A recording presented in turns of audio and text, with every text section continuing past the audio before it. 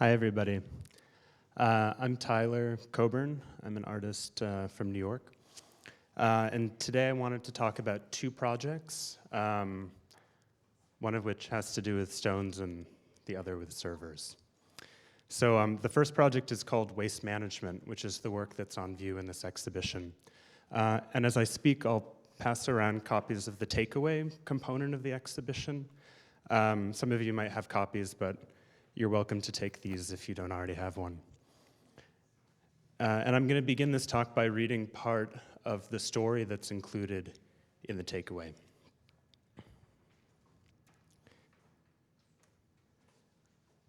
Let's say she begins as a grain of sand, scooped up and melted out of her mind, then cooled down into glass. You can look through her and into her, or your look may look back. She can cloud or clarify these experiences without being much of an experience herself. Her grandfather was a window, and she could have become a window. Her mother was a windshield, and she could have become a windshield. Instead, she became a screen, or screens, for as her material recycles well, she's been turned time and again from CRT monitor into CRT monitor, newer and newer with ceaseless regularity until a better technology finally came along. The sand grain now finds herself at an impasse. Nobody wants to melt her back into herself, nor put her parts to other use. In certain countries, the laws are so strict and the demand so low that far from getting money for recycling a screen like hers, the owner must pay to have her carted off. My protagonist can expect a few outcomes. She may languish with her colleagues in a local warehouse, each screen a grain of a technological beachscape now past. Or her handlers may smuggle her to the dumping grounds of the world, where she can fool an unsuspecting shopper or suffer a protracted end, stripped bare of her metals and other valuable bits. She may also have the luck of the exception. A company in Taiwan has grown wealthy extracting precious metals from electronic waste. It recently invested some of the profits in methods to process casings in CRT glass. So my protagonist could be ground down to nearly her original scale, though even when cleaned will remain too toxic to become a plate, a bowl, or most any other object.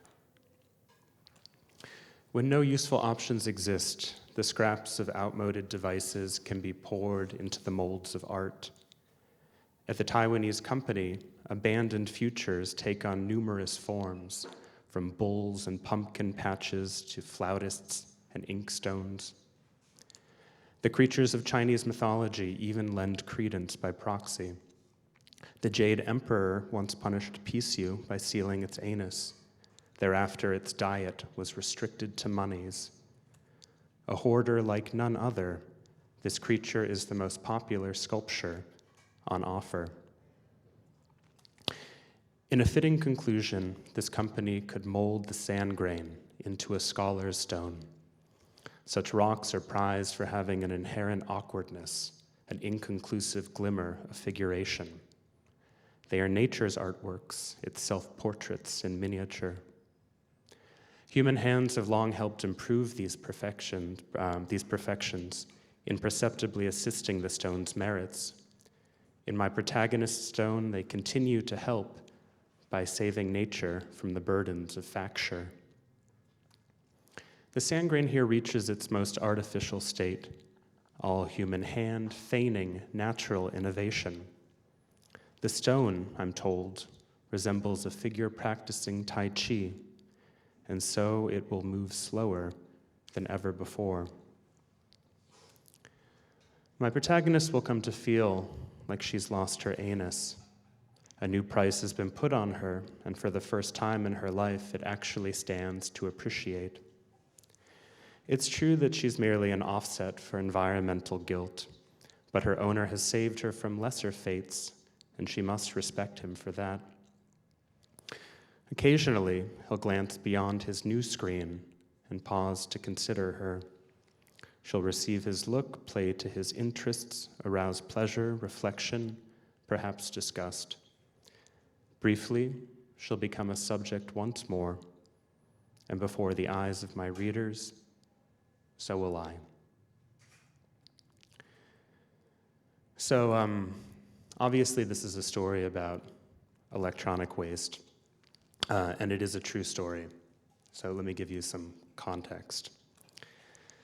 Electronic waste, or e-waste, is classified as hazardous waste under a Basel Convention. Although this international treaty is supposed to prevent the transportation of e-waste across national borders, much of the world's e-waste still ends up in developing countries. China, for instance, takes between 50 and 70% of the world's electronic waste.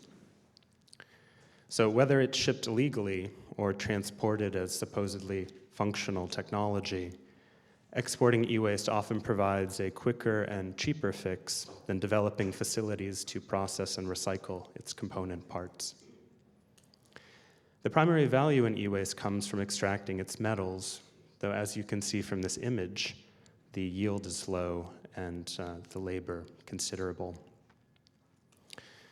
So an interesting exception is this company that I mentioned in the story. It's called Super Dragon Technology Corporation Limited, which I learned about during my time in Taiwan in 2013. So the company, as I said, decided to reinvest some of the profits from recycling e-waste metals to develop the means of processing non-metallic waste. So in the company's factory, which is shown here, the monitor glass of CRT monitors and glass fiber powder of circuit boards are ground into powder, mixed with epoxy, and poured into molds to make artworks like these, which the company calls green art. In so doing, intentionally or unintentionally, Super Dragon is reprising the debate about how to characterize fine art. Traditionally, what distinguishes a fine art object from an applied object is that it's useless. But by turning electronic waste into artwork, Super Dragon shows that once an applied object becomes waste, in other words, useless, it technically fits the criteria of a fine art object. In other words, an obsolescent thing, exhausted of its former commodity value, can renew its value by becoming an art object. It can move from being materially useless and therefore valueless to aesthetically useless and potentially value-rich. So these are some shots I took inside Super Dragon's gallery, which is just in the middle of its factory. Every object is not only painted to resemble a different material, like jade or ceramic, it's also designed and proportioned to have the weight of that material. So there's actually a sculptor there, Mr. Pong, who's really thinking about the material he wants to simulate, from its aesthetic to its gravity. So I really like the mentality of the head of Super Dragon. His name is Wu Yaoxian. In an interview, he describes his business this way: no matter how fancy your residence is, you need a restroom. I am that restroom. It's actually a quote. I can't believe it.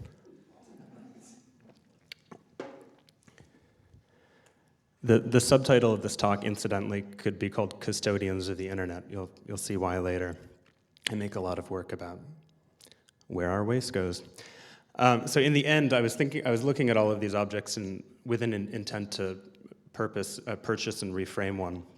And in the end, I chose the scholar stones in the lower left because of their role in Chinese aesthetics.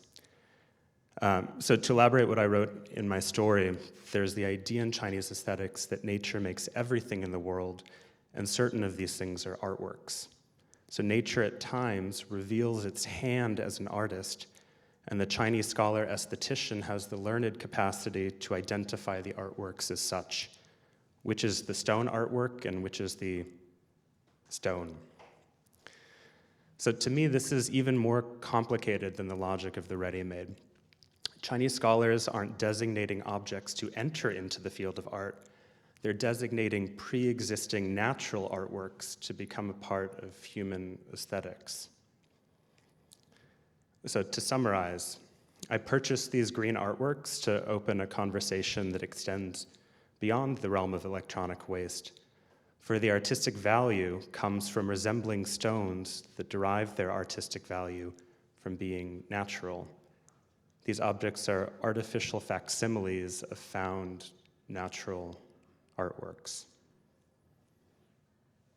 My mind becomes a pretzel when I try to think through it, but that's as far as I've gotten. I also wanted to say a few words about the story that I read. I wrote this story in the style of the It narrative, or the novel of circulation, which is a somewhat obscure genre of 18th century English literature in which money and commodities narrate their circulation through the world in first person. So at the time, you had stories told from the perspective of coins, waistcoats, pin cushions, corkscrews, goose quills, coaches, whipping tops, snuff box, definitely a snuff box. Bank of England was a protagonist once. And then also other types of narrators. So this is volume 1 of the history and ventures of an atom, 2 volumes from the perspective of the atom, stories from the perspective of stomachs, animals, etc. There are not a lot of scholars on this genre, but the ones I read have remarked that it would be difficult to imagine another literary genre more thoroughly determined by the logic of consumerism. The relationships within it narratives are inherently transitory and usually economically motivated. The protagonists are not only used to circulating, they've come to see circulation as their natural disposition. So to give an example, the protagonist of Adventures of a Shilling professes a wonderful inclination to ramble and complains of any instance when it's kept too long in a single person's possession. So as you might imagine, this genre was short-lived. One critic of the era dismissed the it narrative as a misuse and prostitution of the craft of the novelist. Those are fighting words. And indeed, these stories are often quite boring to read. They forego conventional narrative structures for endless circulation, and then. I think this is what drew me to the genre as a foil to recent conversations about the non-anthropocentric. The protagonists of it narratives are too commodity-oriented to be object-oriented. Their lives in all facets played out within the channels of capitalism and on the coattails of empire. In a startlingly modern way, the it narrative seems to suggest that there's neither an outside nor a depth to the market. So that's some background, and this is how the works look installed. They're on an imitation Noguchi pedestal. So if you go to the Noguchi Museum in Queens, you can see these low pedestals where he installed his small stone artworks, and I went there once, and when the guard wasn't looking, I took out my measuring tape and measured them. Accompanying the stones is this takeaway, which I passed around, and the story is always told in English and translated into Chinese, and also always in a third language based on where it's being exhibited. So for this exhibition, we were able to translate it into Norwegian. On the other side of this image is this, of the takeaway is this image that I found, which is the frontispiece of the it narrative, Memoirs of a Stomach. So as you can see, the stomach is opening itself up and revealing everything that has passed through it in its time. And floating above is a ribbon that proclaims more. I think it's a perfect image of consumption for both the 18th and the 21st centuries. So this is the second project I wanted to discuss. This is the server portion of the talk. It's an ongoing project called I'm That Angel. I'm That Angel is a book that I wrote that's meant to be performed in data centers.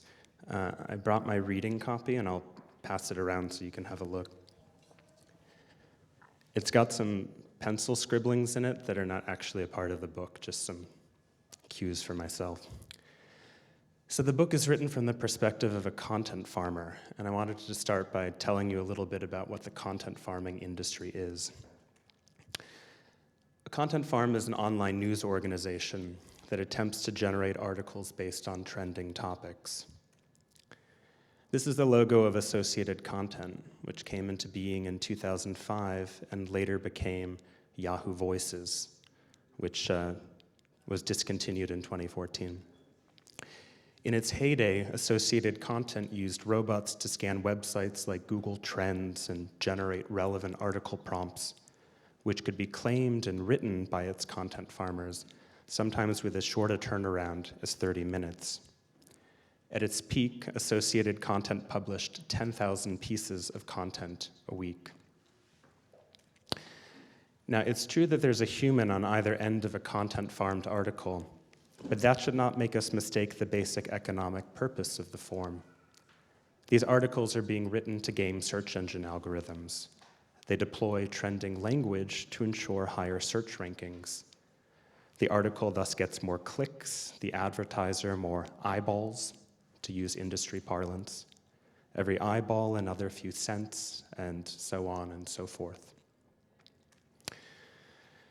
So in the interests of full disclosure, I once worked as a content farmer, albeit on a very small scale. In the year after college, as I juggled various low-paying jobs, I was hired to generate articles about kitchen cleaning tips, dust mite prevention, the best ways for young mothers to organize their daily tasks. I was writing from great personal experience, of course.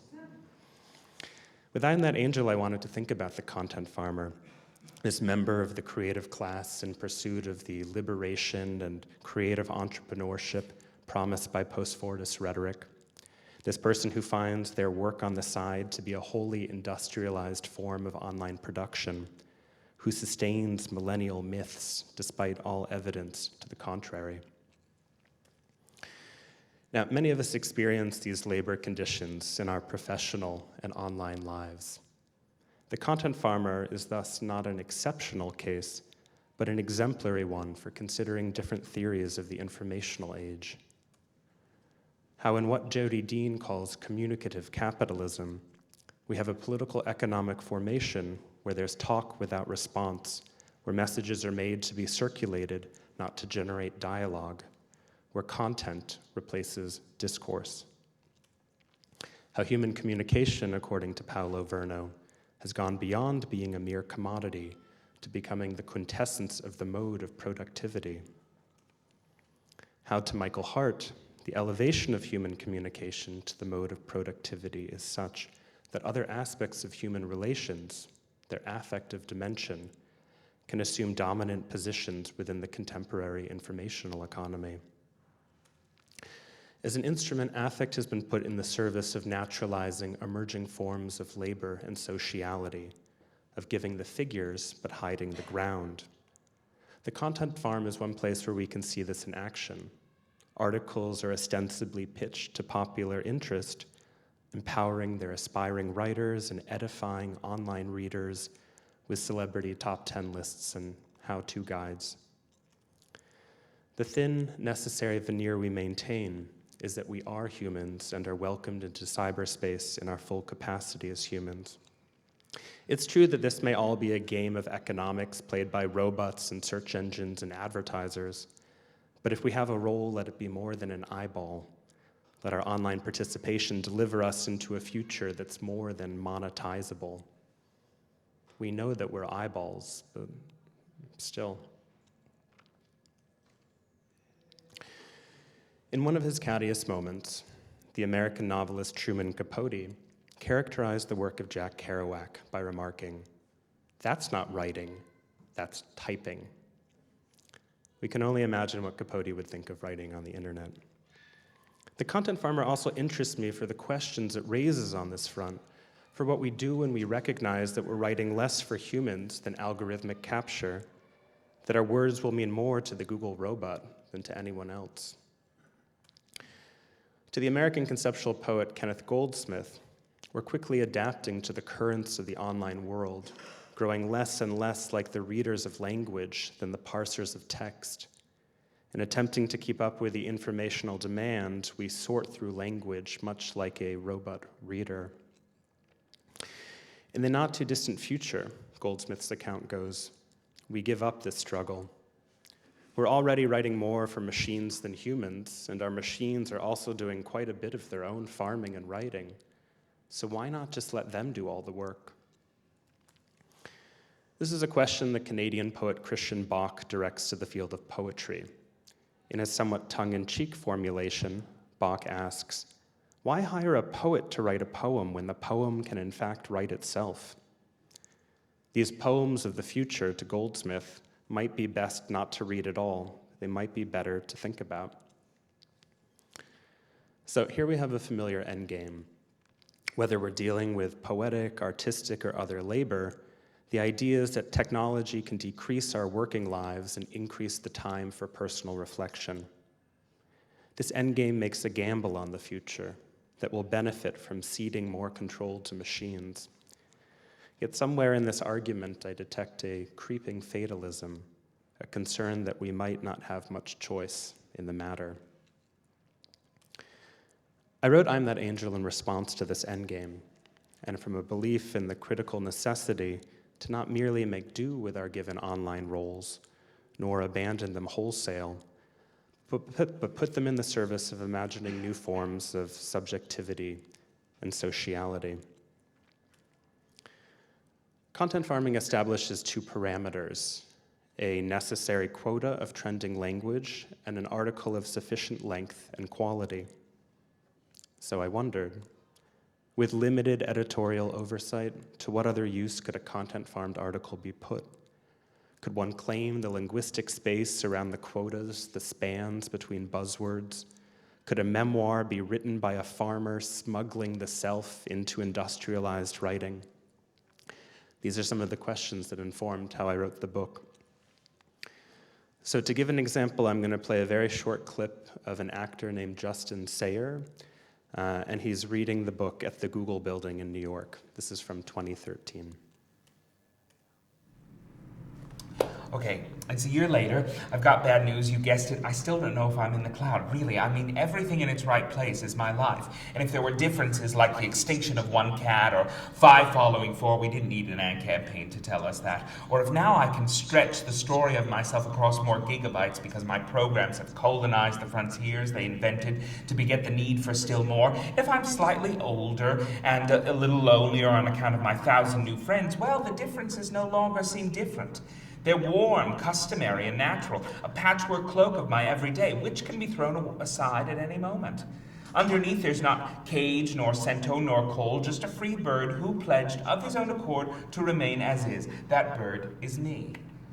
This isn't a trick. I'm not tricking me or anybody. My left hand is not the hidden labor of my right. I write with both, the one comment on the other. I'm showing you both. They are sad, not glad, and very visible. I'm homo economicus. I'm an entrepreneur of myself. I took this job to support my art, and it fills only my nights and most weekends. I put myself here. My prestige is my own. If you're shocked that I'm writing this bold in the face thing, you're simply reading it wrong. I'm not mad as hell. To the contrary, I'm liberated by my work. As long as I make the keywords pop at a steady romantical tick, my editor lets lie his lazy eye. Snooky, Real Housewives, Kardashian orgy. If you're shocked that I'm writing this bold in the face, then you're simply reading it wrong. You've mistaken my Potemkin for a village. You've mistaken yourself for a human. You've mistaken me for a writer. Permit me to clarify. I realize this may come as somewhat of a shock. You are not a human. You're an eyeball. I'm not a writer. I'm a content farmer. These words mean more to the Google robot than they do to you. There are some ways to wear precarity, the nihilist dress and uniform shift. They gild the scaffold of unfinished fates. A network is also a cage. They say, I speak, I do something by saying these words. Moreover, I declare what it is I do while I do it. Then there are the immaterials and the slacktivists, also users, spam bots, and the infra-thin seams between. You have options, but you will be cut to the measure of your cloth. Choice, after all, is the cognitarius cogito. Presumers double up their binds? Well, my consumers, are they not my producers? Passion is a calculable asset, so how can the longing to belong become a money spinner? I feel like someone must have turned that angel in the wrong direction, and I'm that angel. I'm surfing on the crest of a denominator, and thank God I'm nearsighted. Thank God for that, because I prefer not to look too far ahead. I'd rather turn back. I did see some flashing lights, red and gray and a bit of orange, some blue, then a lot of it. You'd be better off looking at the vittles.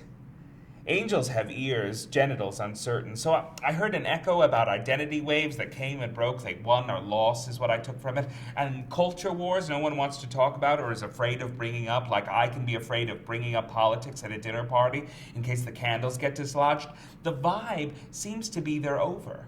And anyways, my friends and me are feeling so social that anything that looks like ideology makes us want to reach for delete. That's the nice thing about being young. The battles have been fought so we can marvel at our capacity to type. Eventually we'll self-actualize as philanthropy and biology, and meanwhile voice our right to have a voice in the haptic speech that says with a click, enjoy.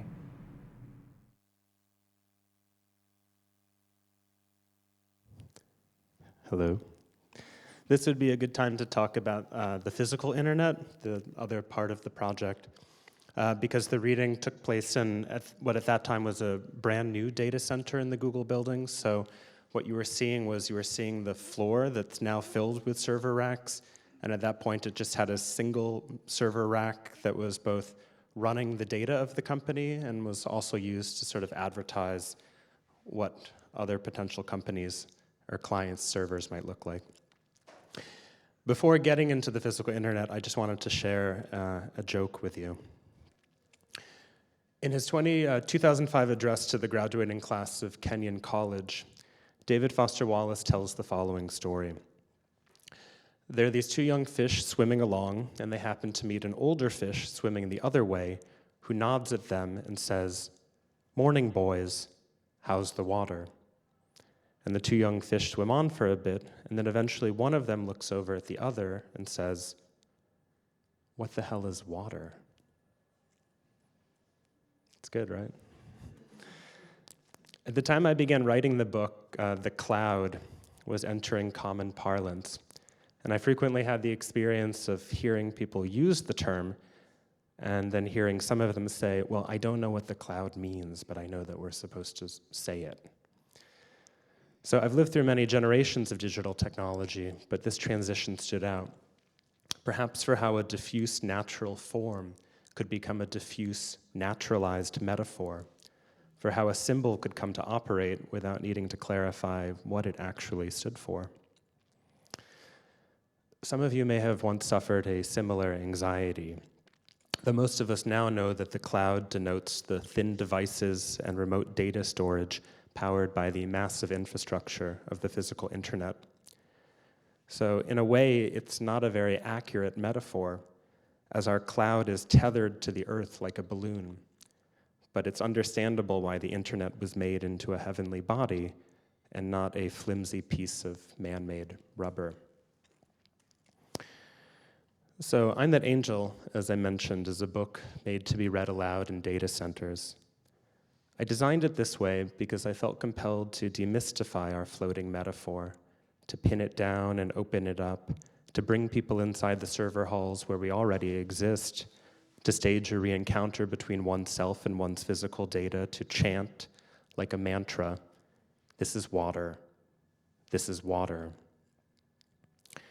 So to date, I've staged events in more than 10 data centers in Europe and the US, bringing small audiences in for readings and facilities tours conducted by data center personnel.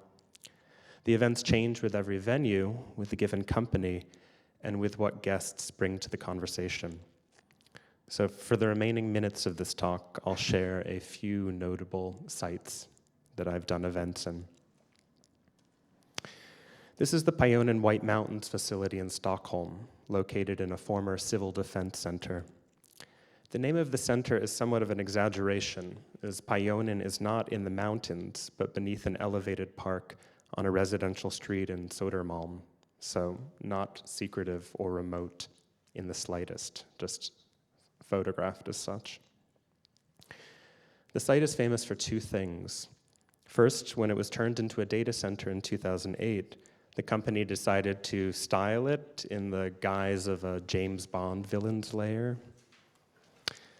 Second, if you're in need of a data haven to store your questionable content, you can look no further than Pionen, which benefits from Sweden's strong freedom of speech and information laws.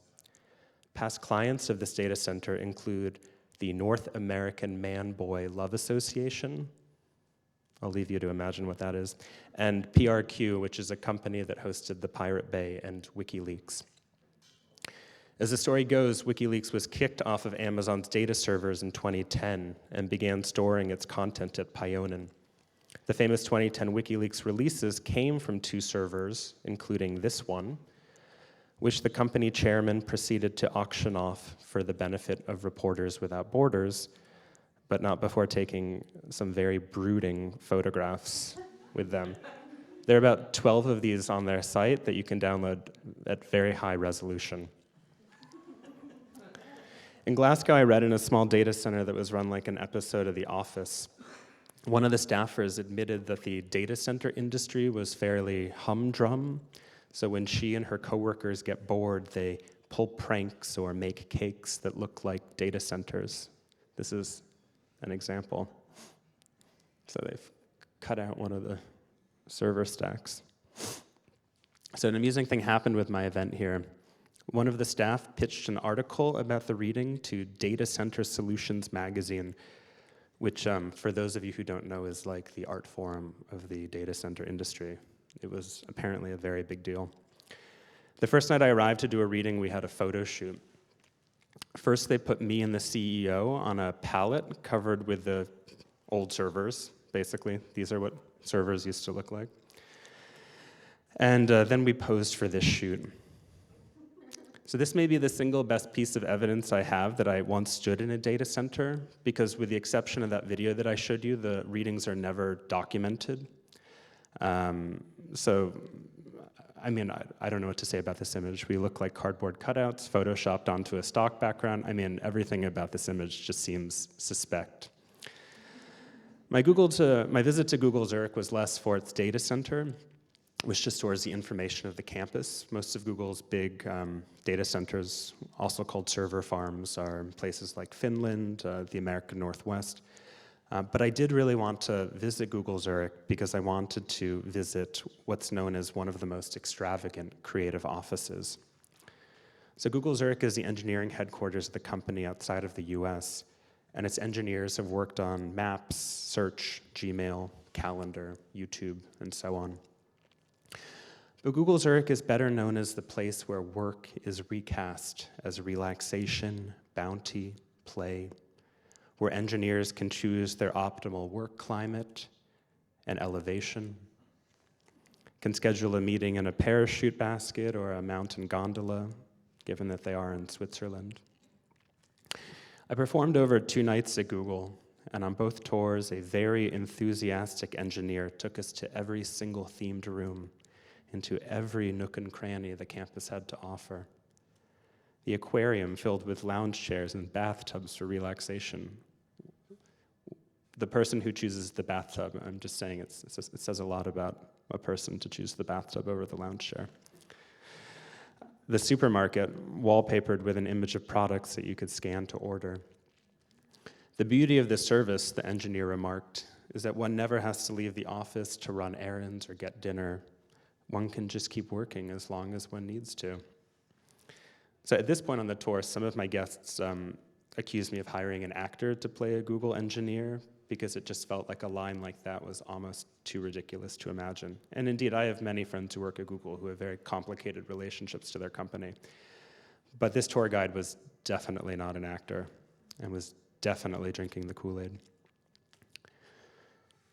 I just included this for the dog. There's nothing to say about this. That's all.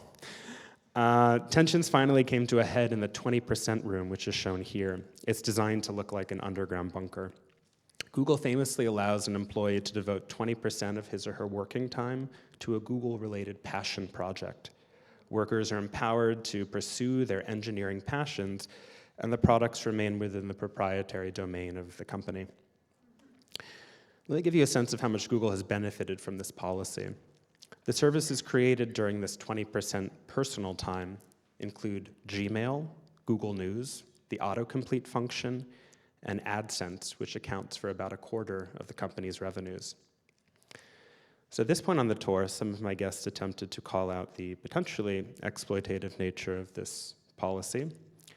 Things with our guide got extremely hostile, but very quickly we found ourselves sliding down to the cafeteria and things seemed to be forgotten. I was told by a colleague who took a tour of Google New York that a similar conflict emerged and they also immediately showed them to the slides. So do with that what you will. So in conclusion, I found that these events serve as reminders of what Mark Andreevich calls the knowledge asymmetry of the big data era, the divide between those who generate data and those who instrumentalize it, and also an infrastructural divide shaped by ownership and control of the material resources for data storage and mining. While my events don't structurally change this asymmetry, they're motivated by a belief that we have a claim on these data centers, much as these data centers, as custodians of the internet, already have a claim on us. Thank you.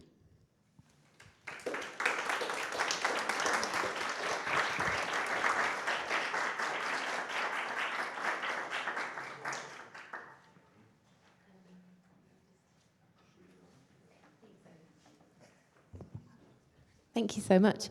I think that we'll move on to the next one, and then if you have questions for Tyler, we can save them until the end, if that's okay. Thank you.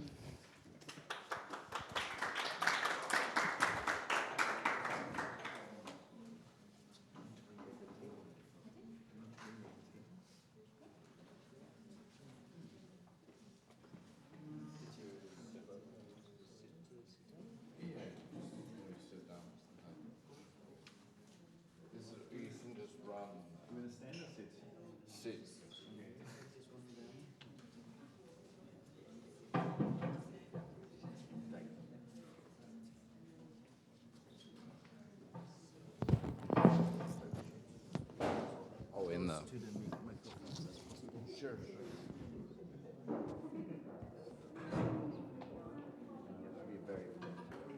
Very good. Okay. Wow. They work. They just. Do you want some water? Okay. You need some? Some sound, yeah.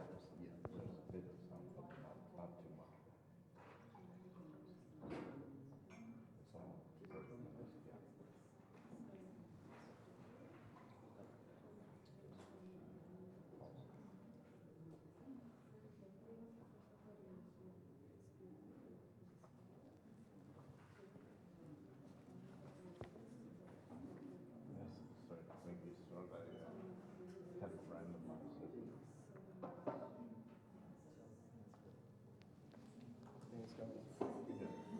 Yeah, we'll start. Sanskrit, Isla Nubar. Svalbard. Can a painted illusion generate electricity? Parodies, fictitious and real islands can be processed into autonomous firewalls. Chronological and alphabetic examples that underline the significance of color, size, and material form. The reconfiguration of units and simple mathematics framed as history are not static artifacts, but dormant subjects to reroute and crystallize. The blocks of still moving images, audio fragments of information do not attempt to answer questions, but outline an approach to what is on display in the exhibition. And generally approach ways to speculate about archival practices. Yeah. Sorry, that was the intro. This is the images were showing the Lost World, and the Lost World is a 1925 American silent monster fantasy. adventure film adapted from Sir Arthur Conan Doyle novel from 1912. Yeah. So in 1998, The Lost World was deemed culturally, historically, or aesthetically significant by the Library of Congress and selected for preservation in the United States National Film Registry. Because of its age, the film is in the public domain and it can be legally downloaded online. Sorry, I'm out of sync with. Hold on. Pause this thing. It is paused, I think. Is it? Yeah. Okay. Excuse me. I'm bad with technical things. Yeah, great. The image previously yeah. Excuse me. Well, you can. This is the previous holotype was of Spinosaurus aegypticus, IPHG BSP 1912 V11119, or Spinosaurus aegypticus. Yeah. This designation, but shouldn't this run? No, it's fine. It's fine. It's ahead. Okay, Sorry. I thought this was carefully timed. It was, but we're slow. It's probably my fever. Yeah, it slows things down. Ellef's Fever, yeah, it's my archive fever. Fever. This designation was known first from Egyptian remains discovered in 1912 and described by German paleontologist Ernst Stromer in 1915. The specimen was destroyed in World War II, specifically during the nights of 24th and 25th April 1944 in a British bombing raid on Munich that severely damaged the public house, the building housing the Paleontology Museum. However, detailed drawings and descriptions of the specimen remain until today. Additional material has come to light in the early 21st century. National Geographic and the University of Chicago reconstructed a 3D model of the species that is currently on tour parallel to the release of Jurassic World Fallen Kingdom. Yeah. Oh. Wait, I'll do that.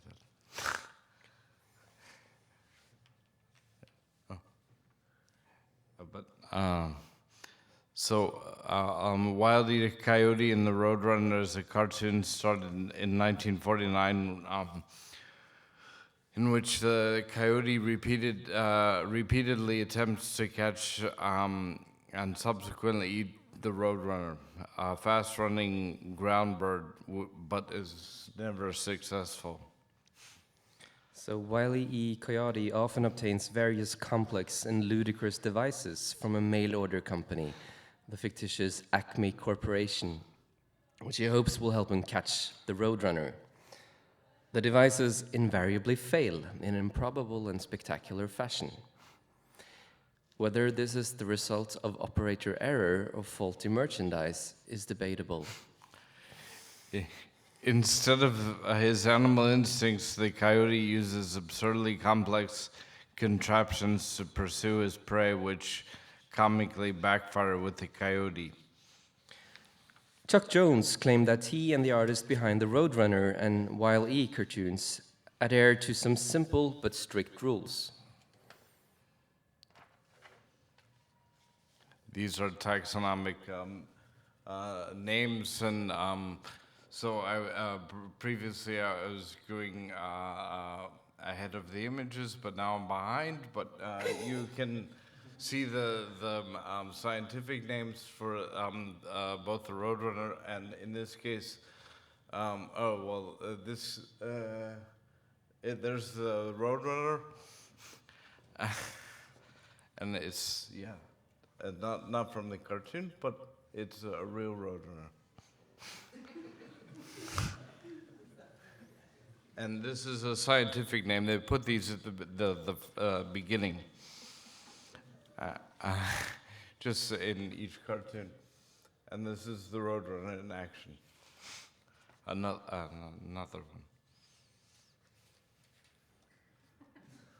one. And this is Godzilla. Godzilla. This is audio from the first Godzilla, 1954, and Godzilla's design on dinosaurs. I can talk over. You can understand what's going on by using dinosaur books and magazines as a reference. Combined elements of a Tyrannosaurus rex, iguanodon, and the dorsal fins of a Stegosaurus. Few sound effects in film are as iconic as Godzilla's roar. Sorry, dude. Godzilla has a distinctive roar that was created by a composer, Akira Fukubi, which was produced the sound by rubbing pine tar resin coated glove against the string back of a contrabass guitar and slowing down the playback. The recording was then played back in reverse. Yeah, and just skip this. Okay. Bye. Okay. Yeah. And it's your turn. École des Beaux-Arts in Paris turned itself into a workshop for revolutionary messages during the 1968 protests. The art school was used as a center of revolt. Many of the school's students and teachers occupied the 300-year-old stone structure on the left bank of the Seine. Rather than holding meetings in the building's vast rooms and courtyards, they turned the school into atelier or an artist's workshop where they created protest art. And this is letter people.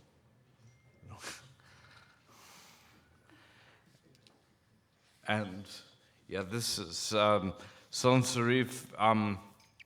Is a fictional island nation created for April Fool's Day in 1977 by the Guardian newspaper. It featured a 7-page hoax supplement published in the style of a contemporary review of foreign countries commemorating the 10th anniversary of the island's independence. Complete with themed advertisements from major companies. The supplement provided an elaborate description of the nation as a tourist destination and developing economy, but most of its place names and characters were puns and plays on words relating to printing, such as sans serif and names of common fonts, such as Bodoni. It's in there. Sans serif was one of the most famous and successful hoaxes of recent decades. It became part of the common cultural heritage of literary humor, and a secondary body of literature has been derived from it.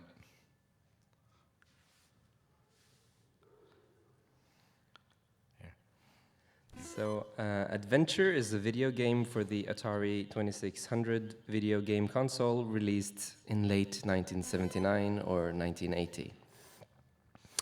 Adventure was conceived as a graphical version of the 1977 text adventure Colossal Cave Adventure.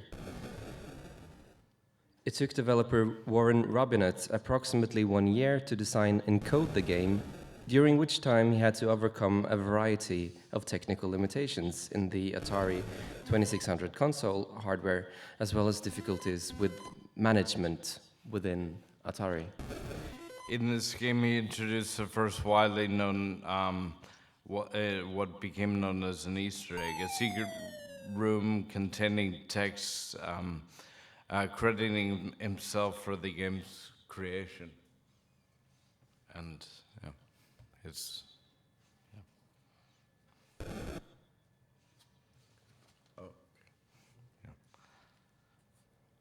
Gasosaurus lived approximately 171.6 to 161.2 million years ago, during the middle of the Jurassic period. The name Gasosaurus is derived from the English gasoline and the Greek lizard generic reptile. The name recognizes the gasoline company that found the dinosaur during the construction of a gas facility in Sichuan province, China, in 1985.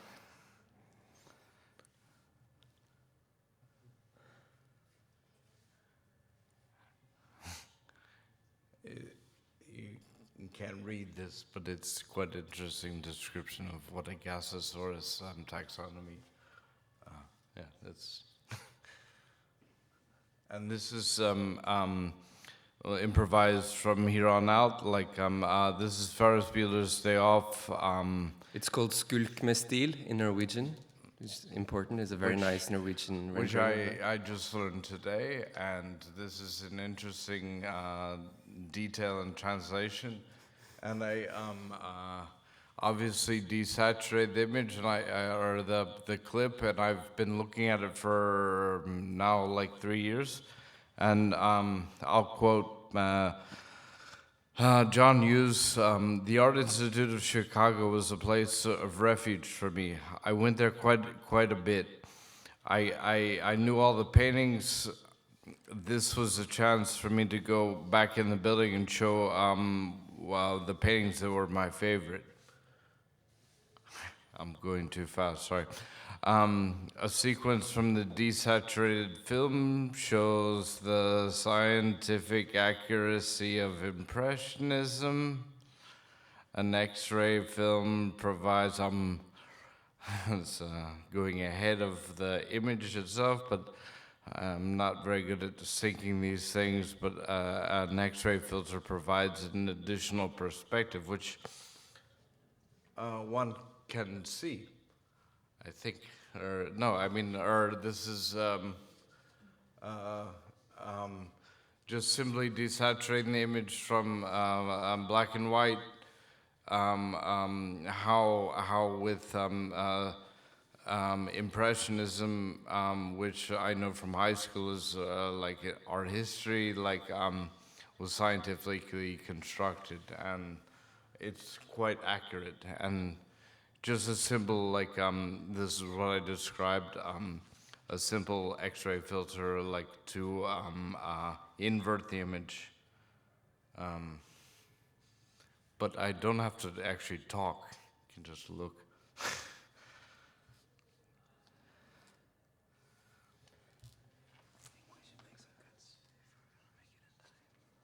No, it's totally done.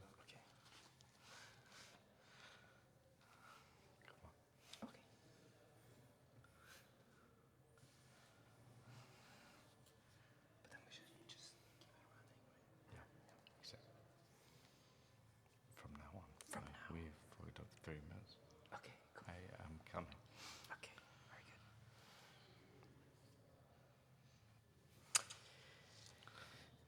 Scientists have unveiled what appears to be the first truly semi-aquatic dinosaur, Spinosaurus aegypticus.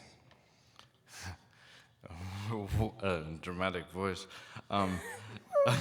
Using Stromer's surviving notes, sketches, and photos in his archives, and what publications are surviving, Researchers then used digital models to create an anatomically precise, life-size 3D replica of the Spinosaurus skeleton.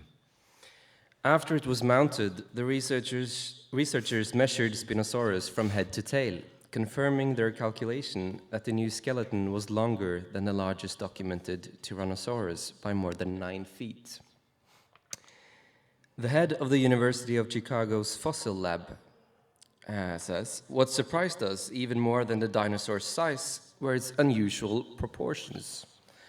We see limb proportions like this in early whales, not predatory dinosaurs." In the last 2 decades, several finds demonstrate that certain dinosaurs gave origin to birds. Spinosaurus represents an equally bizarre evolutionary process, revealing that predatory dinosaurs adapting to aquatic life. Spinosaurus isn't done changing. The new reconstruction is a hypothesis. Spinosaurus is undoubtedly a unique dinosaur, but how odd this prehistoric species was remains a mystery.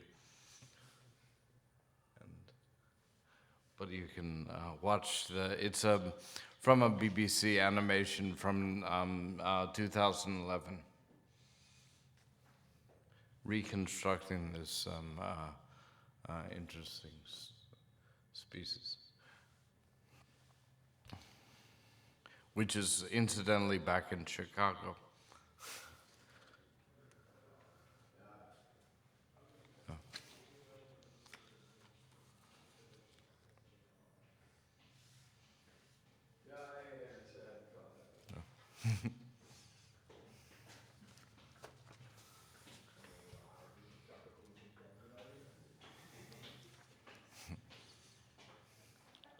Hey. Good to see you. Hello. You too. We should have welcomed him in a nicer manner. He left. He's coming. No.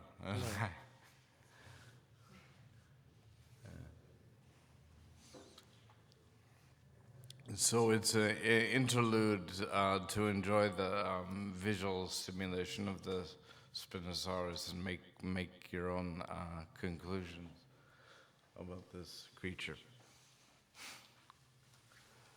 And this is holotype number PMO, obviously 1214.135, which is something I discovered as a result of this exhibition, which is basically something in the media which was referred to as Predator X, and it was found in Svalbard in 2006. The mediated designation of the new species, which is an underwater dinosaur, which was also found while looking for oil. So similar to, yeah, you can. You want me to read that? Yes, I can. Yes. You can read this or look at it or whatever. For the sake of repetition, I will. So in 2006, the remains of a giant meat-eating sea monster that patrolled the oceans during the reign of the dinosaurs have been unearthed on an island in the Arctic archipelago of Svalbard. Norwegian fossil hunters recovered the rear half of the formidable reptile skull in southwest Spitsbergen in what has been described as one of the most significant Jurassic discoveries ever made. Yeah, this is a quote from one of the paleontologists that everything we are finding is new to science. Everything we are finding is new to science. That's probably not very accurate, and I should check these notes a little bit better, but you can. The pictures are interesting. This again is produced. It's a series in the BBC about dinosaurs, and this is from 2014, so it is relatively recent. First of all, it was found and mediated in the late 2009 especially, and I particularly was fascinated with the fact that it was found during looking for oil. But yeah. And this, yeah, I'll read this. Sorry, this sounds. It should be. Sounds. There is some sound. Yeah. It's a bit low. Okay. There. Yeah. This is an audio that was composed by Bernhard Schreiner, myself, and from archive material recording the Aurora Borealis phenomenon. And prior to Ellef and I meeting, he mentioned to my wife about this phenomenon, which I got fascinated with. And anyway, that's so personal, whatever. And but this is the structure of. It's a 5-minute sound work in a way, right? So it does make audio noises. Use lights.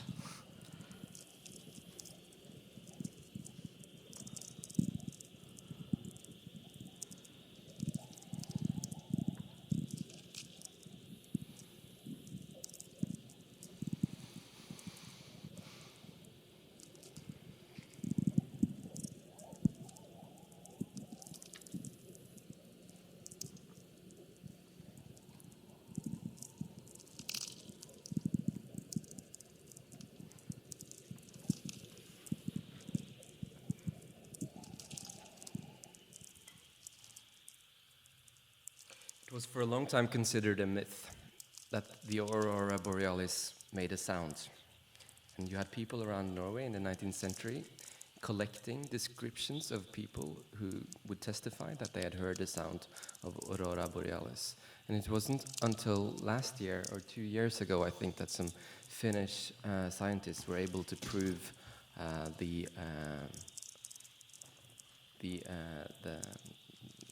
existence of the sound of the Aurora Borealis. That's information to me. That's exciting. Of course, often seen and heard on Svalbard. Oh, yes, of course. That's,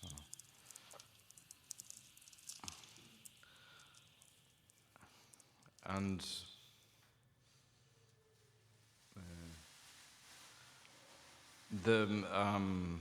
I titled an exhibition that I had in Berlin after, in particular, this painting in the National Gallery, which is inventory number NGM01323, which is Peter Balka, Northern Lights over a Coastal Landscape, 1870, oil and cardboard, 10.5 by 12 centimeters, which is quite small, and you can read the Maxwell quote. Currents issuing from the North Pole and entering the South Pole of a magnet or circulating round an electric current have the advantage of representing correctly the geometrical arrangement of the lines of force, if we could account on mechanical principles for the phenomena of attraction, or for the currents themselves, or explain their continued existence.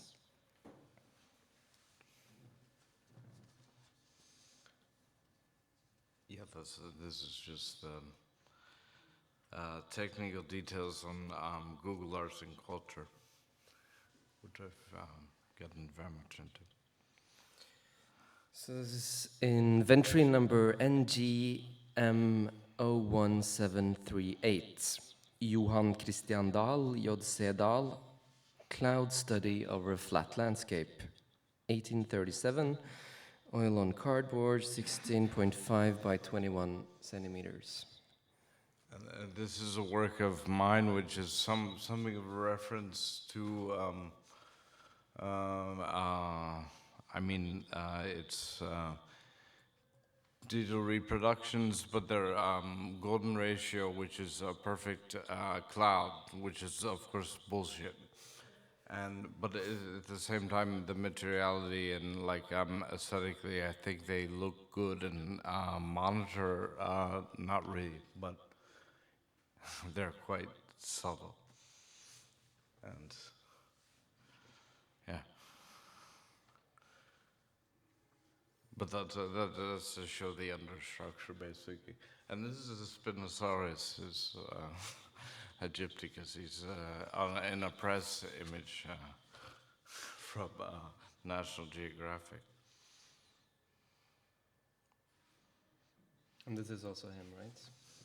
This is in addition to what's presented downstairs, which is very, for me, very fun to see the painted form, and it's a step further than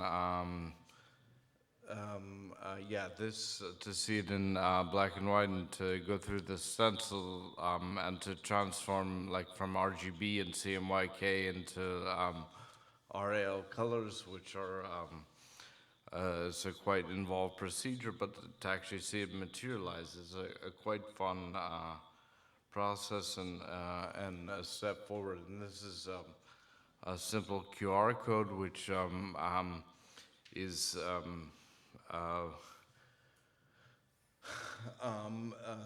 this is what the QR code itself says, which is like decomposition of or very literal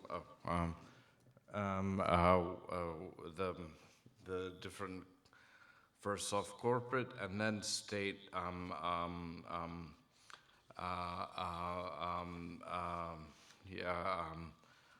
visual identities or corporate identities. And I'll read a Theodore Adorno quote from 1951, and this is about the state being a dinosaur in a way. And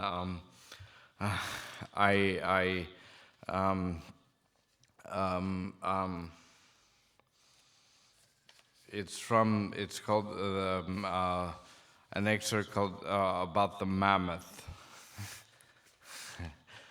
Some years ago, the report circulated in American newspapers about the discovery of a well-preserved dinosaur in the state of Utah.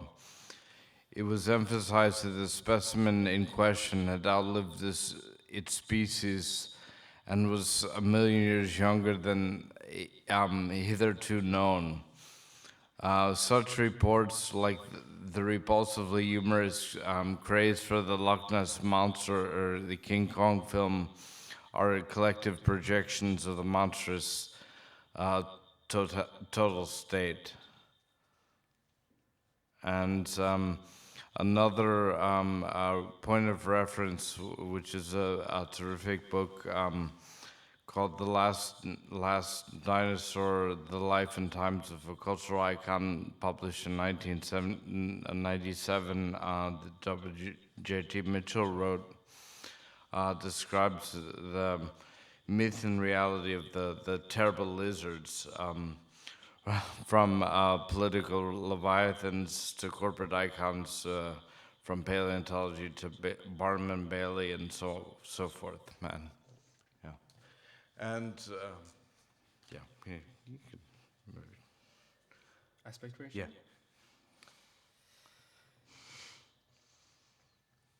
So the aspect ratio of an image describes the proportional relationship between its width and its height. It is commonly expressed as two numbers separated by a colon, as in 4 by 3 or 16 by 9? It will go into color. I'm sorry, I've synced it. This is color. It's black. A reoccurring number 1.618 in geometry art. Geometry, art, and architecture is referred to as the golden ratio. Some believe the rectangle makes a pleasing shape. And this is color. And in the exhibition, the color that appear on the video screen were translated into paint substance in RL form, which was quite a pleasant, challenging thing, despite its seemingly simplistic material form, which is, and from here on out, go into like, go into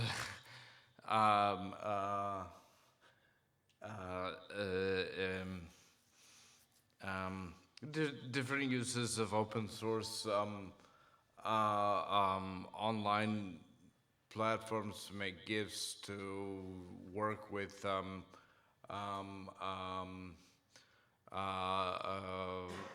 basically dissecting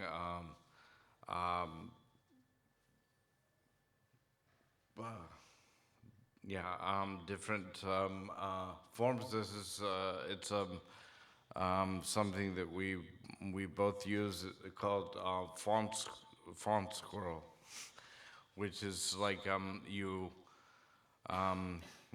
put in an identity and it decodes it basically.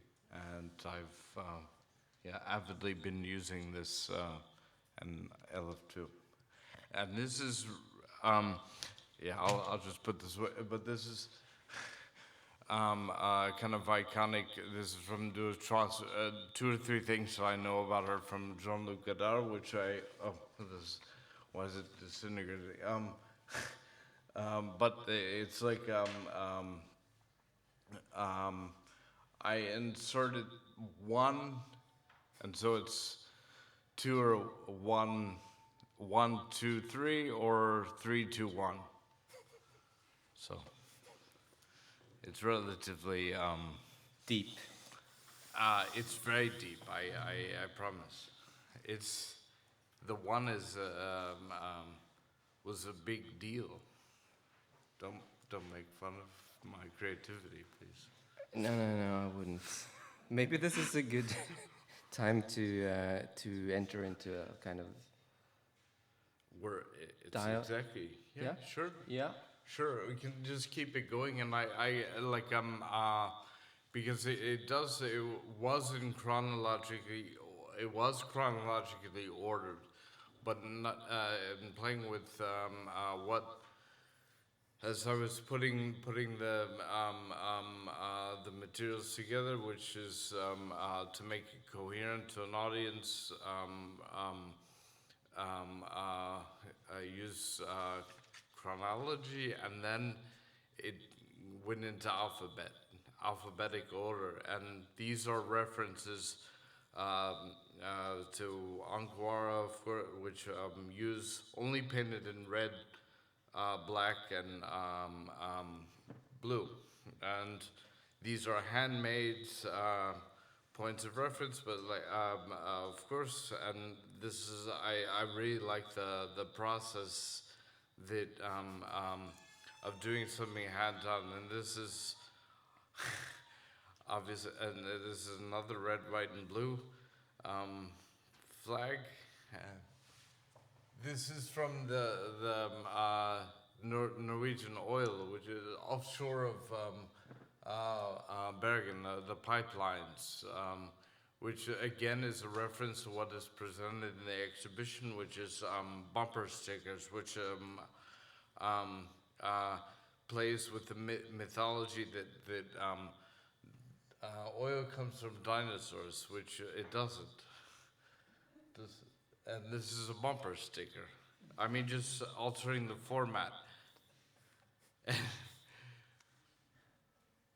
And, yeah. Am I?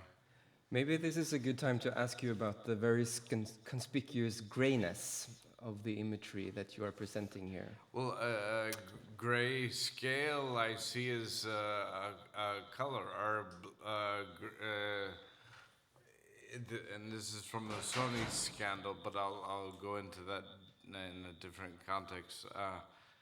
One of the very few overlaps of fiction with reality, because after the Sony hacking scandal in 2014, Kim Jong-un got paranoid again, red, white, and blue, or blue, white, and red, or blue. Yeah. Oh, sorry. And this is getting to Svalbard. I wanted to. I'm sorry, I'm not answering your question, but I do like this particular image. It's the reference, or the point of reference.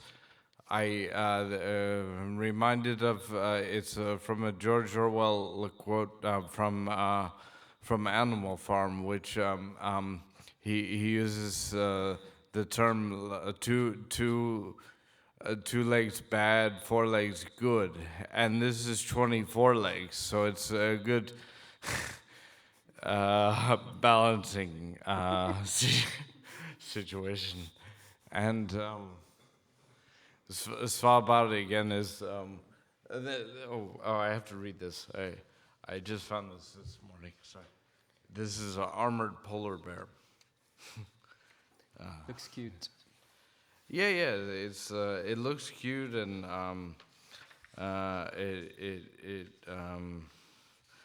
Oh no, you read this. It's partly in Norwegian. It's such a good thing to be ventriloquized like this. 24 legs, good. Yes. The panserbjørn, or armored polar bears, are creatures that have opposable thumbs on their front paws.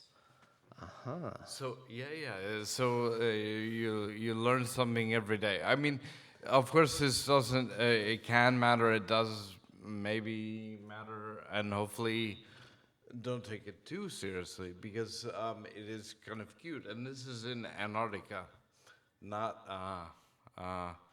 Arctic. So it's the other side of the planet. And this is in conjunction with the Uncirculation exhibition. I developed something which was a kind of visual identity for this underwater kind of a variation of this Predator X, which is I'm not very good at making a promotion. This is a kind of an exciting thing, but this is what I came up with. This was insanely. It took a hell of a long time. 3 months. I mean, to make a form so simple and somehow visually pleasing and aesthetic, it is a motif, and stop on that. It's coordinate. Did you asked me a question? Yeah, if there's time, I'll ask the question again. I think we're almost out of time. Yeah. Okay, so I'm interested in this grayness. There's this fantastic book that was published 2 or 3 years ago by Andrew Goffey and Matthew Fuller. It's called Evil Media. And evil media is not about mass media, it's not about social media, it's about gray media. So the kind of. So you think the polar bear is evil or not? Yeah, that's the polar bear is beyond good and evil. Well, no. The Stegosaurus is very cool. Sorry.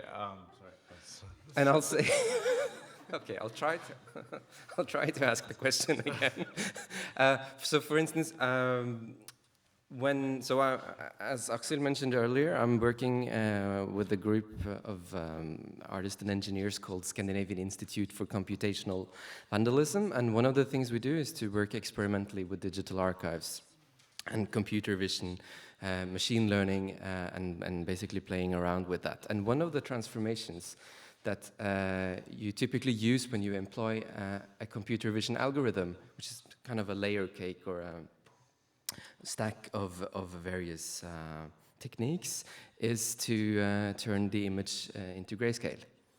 So doing that is not something, you're kind of removing some qualities of an image in order to make it operative, or in order to gain new forms of knowledge about the image. So turning something into gray, the misty weather of Bergen, it's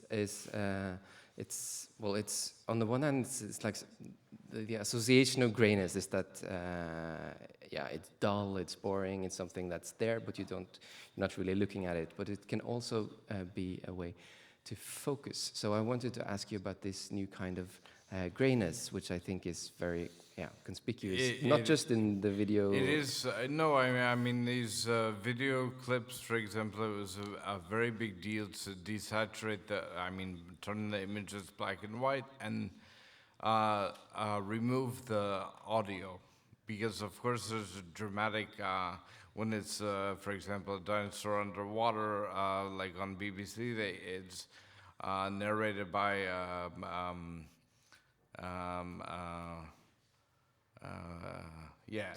someone famous for nature documentaries. Such things, but like using black and white is a way for me to like also actually manage the mass of material that I somehow, it is a way to be able to process things mentally, because it's there's a limitation, and I've like only in the last like year tried to reduce the not palette or whatever, but like to red, blue, and black and white and grayscale, and I really see grayscale is a great humorous device in a way. I think I showed you the glass of orange juice. Just it was not orange; it was black and white.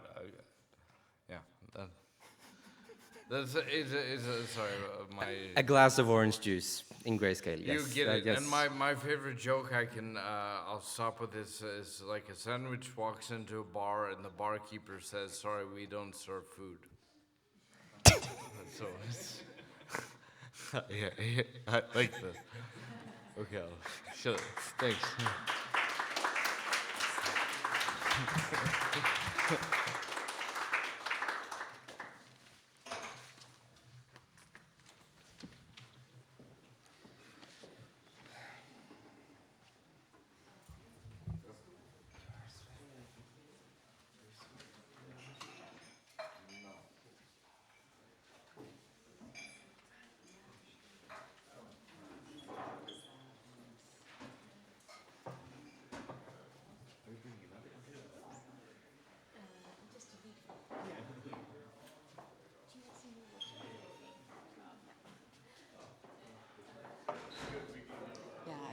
Maybe we can just turn it off, right? Or, oh no, keep this up there. Okay.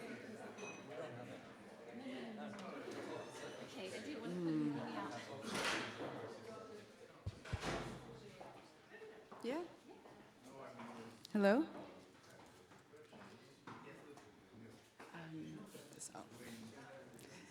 Wasn't sure if I was echoing.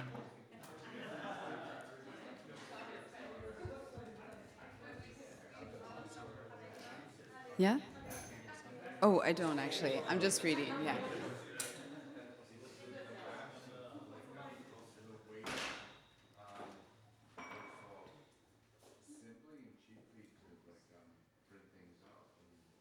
Is it okay to begin? I'm hearing a little bit of echo. Do you hear that? It's great. Okay. Hey, everyone. Also, hello to everyone on the live stream. I think my family in Florida is watching this actually right now, so hello. My name is Staci Boucher, and I'm really happy to be here at this event. So thank you so much, Eva and Axel and Steiner and Mai and the rest of the Bergen Kunsthall. Okay, thanks. And the rest of the Bergen Kunsthall staff, thank you. And so I'm really happy to join in on this conversation. And this is a hard presentation to follow, I think, that you watched. As mentioned before, I'm a curator at Costco Art Institute, working for the Commons, an Utrecht-based institute in the Netherlands that cultivates and presents art practices based on study lines on and for the commons, alongside communities in the fields of art, education, and activism. So I share greetings from the Costco team as well, and I look forward to being in conversation with Eva and telling you all more about what Costco's doing. I'm excited to talk about on-circulation artist Park MacArthur, whose work I continuously learn from. Park is one of those artists that makes me thrilled to work in this field, really. She takes the very mechanisms and conditions of art production and turns it on its head. Today I want to share with you some short musings and anecdotes about Park's work, more informally and more like I'm reading a letter that I wrote to you all. So ultimately I want to share how I find her use of form, her way of generating and disseminating knowledge, and how she gently redirects a viewer to the complexities of material realities and infrastructures, all to be incredibly generous and inspiring for embodying new perspectives and perceptions. I learned about her work from art historian Janine Tang in 2014. The story that I tell myself is that Janine was able to see that I couldn't quite articulate my interest in the complexities of care, infrastructure, social organization at the time. So she advised that I turn to the text and score by Park and artist Konstantina Zavetsano's, published in volume 23 of Women in Performance, titled Other Forms of Conviviality, the best and least of which is our daily care, and the host of which is our collaborative work.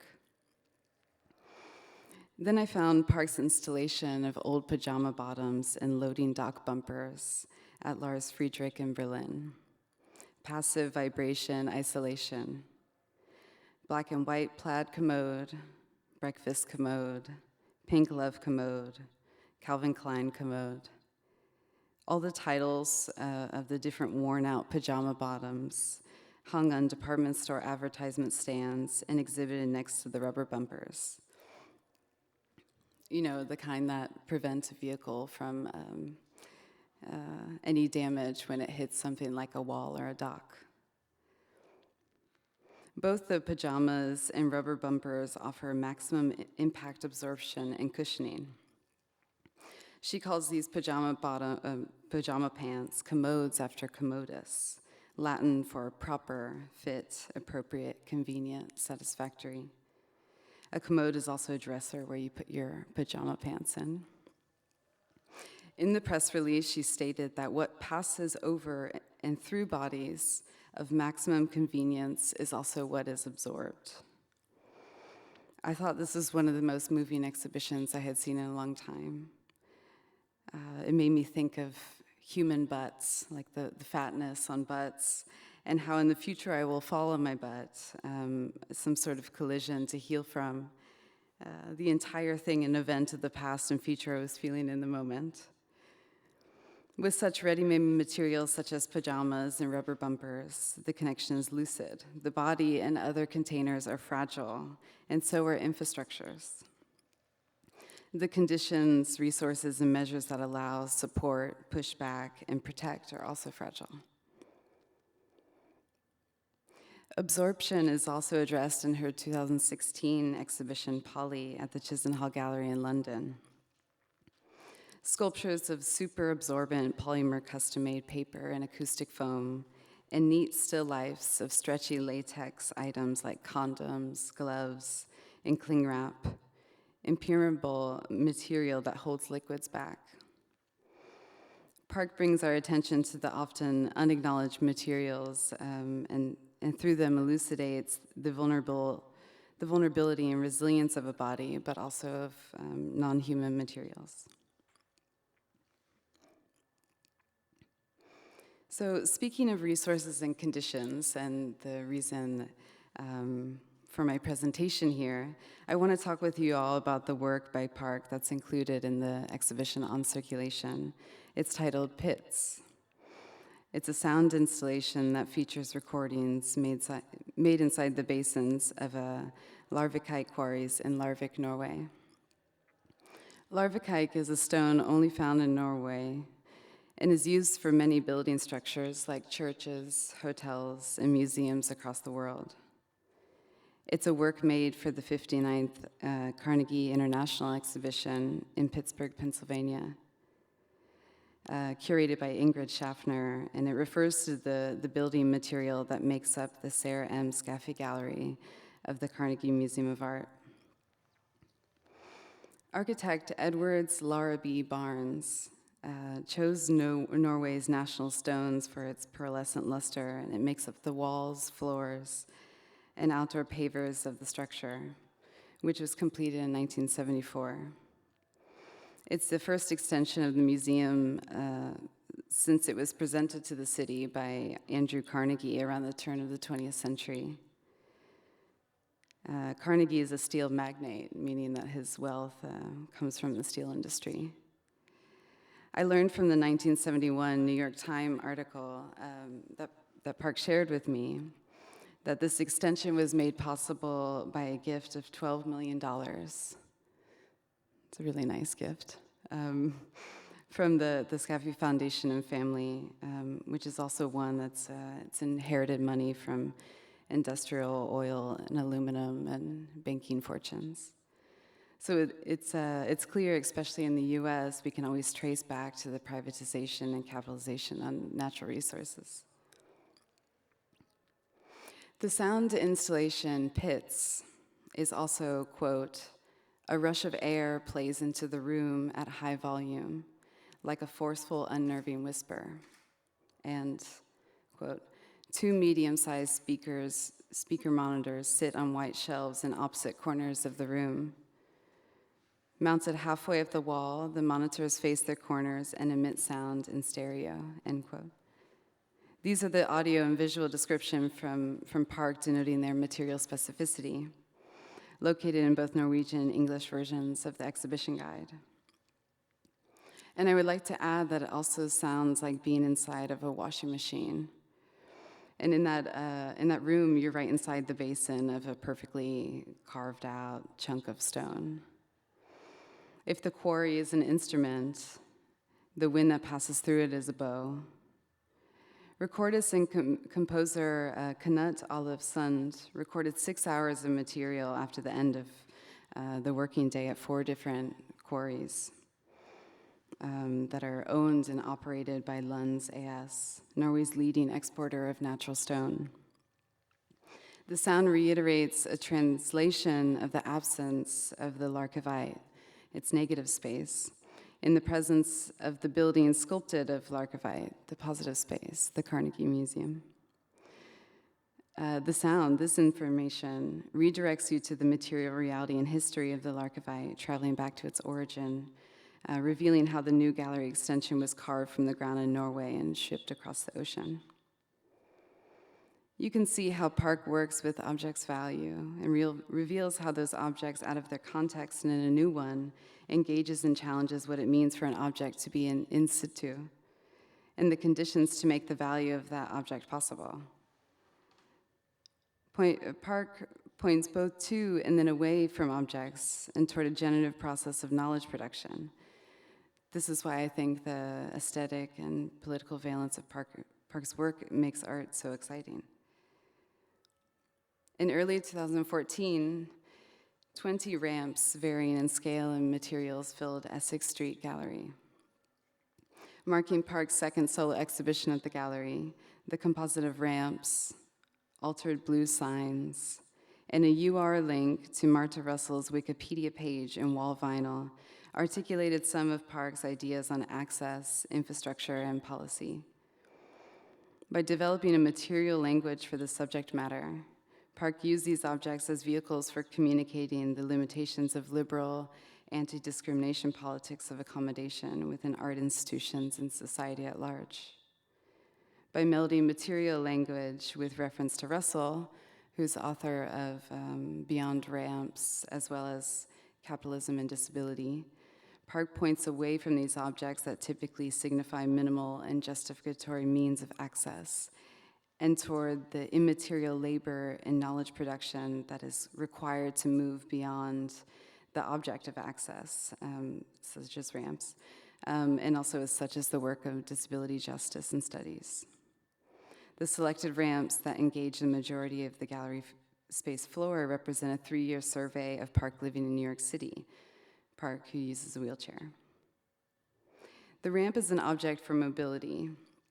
Park stated in an interview with Jennifer Burris in Bomb magazine, a source that I will continue to refer to when quoting Park, that a ramp is also animated and gendered, as, quote, ramps once meant a 4-legged creature rearing back on its hind legs, like a lion or a horse.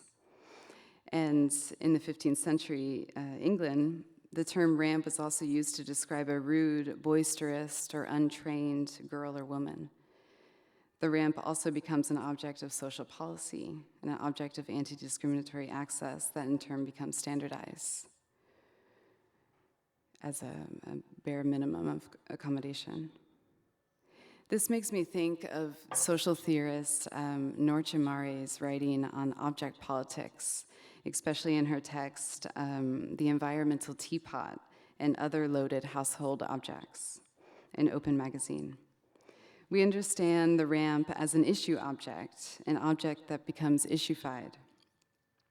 This issue-fication of the ramp, for example, refers to a dynamic in which an object comes to resonate with a particular matter of concern, and specifically in this case, disability and access.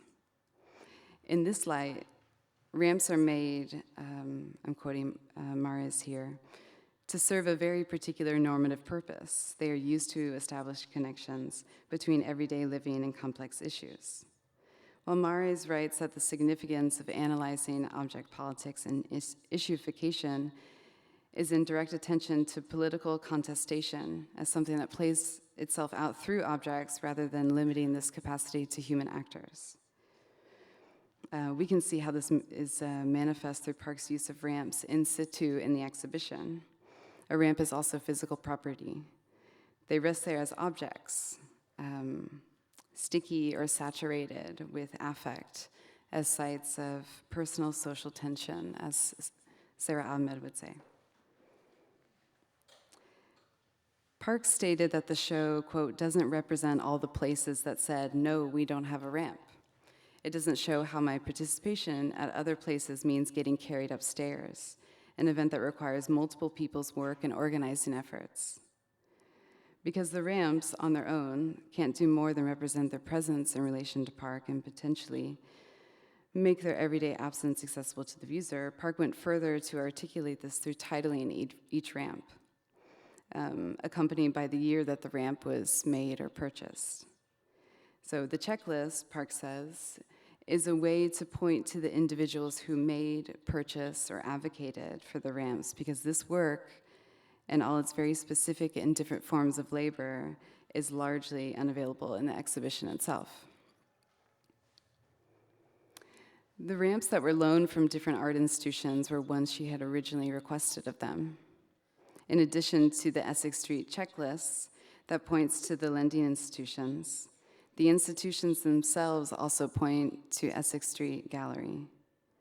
Throughout the duration of the exhibition, she made signs and distributed them to the institutions, articulating the New York City law which, quote, requires inaccessible building entrances, public toilets, and elevators to give directions, phone numbers, or further instruction as to the nearest available accessible entrance or facility, from the press release. This gesture and the checklist were, for Park, quote, a way of calling forth the location stair or ledge that required a ramp as plank or a ramp as wedge to be made.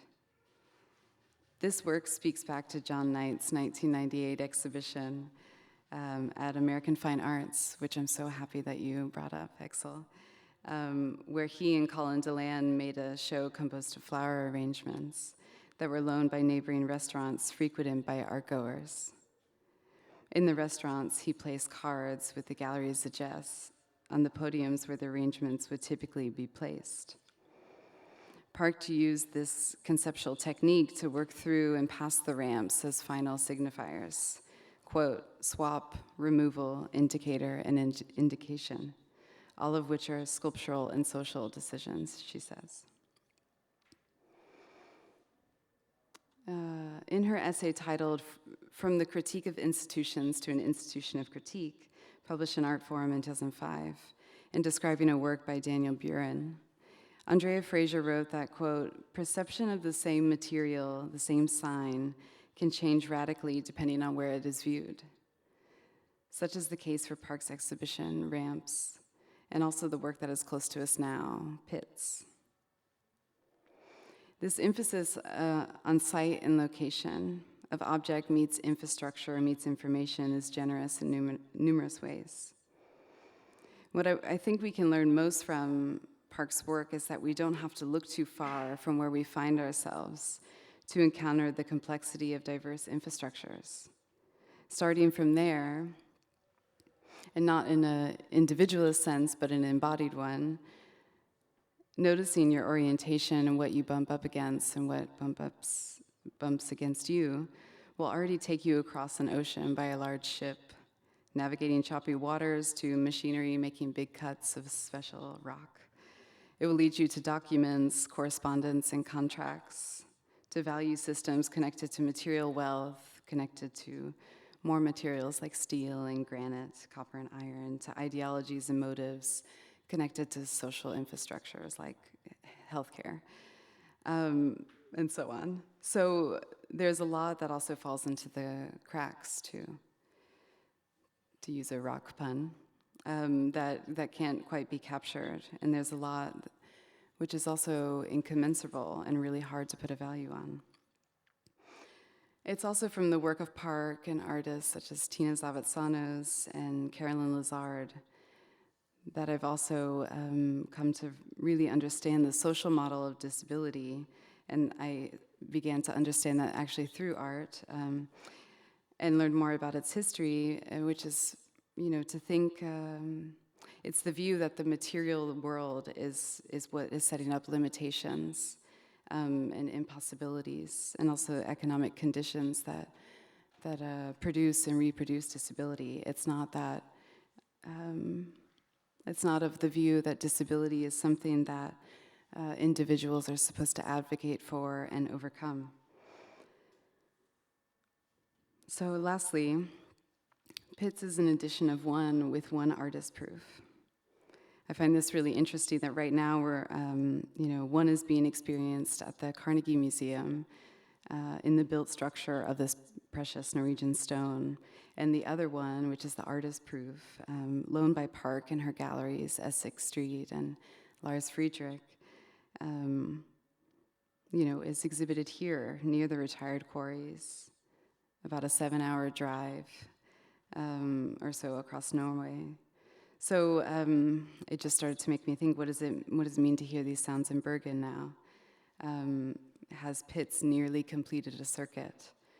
A reverberation of sounds bouncing back to its origin, and a process of its inclusion here is only made possible by the mechanism of circulation within art as well. So I'm very happy to share these notes with you, and I hope that we can open up a conversation about Park's work and some of these themes as well, and I look forward to talking with you, Eva.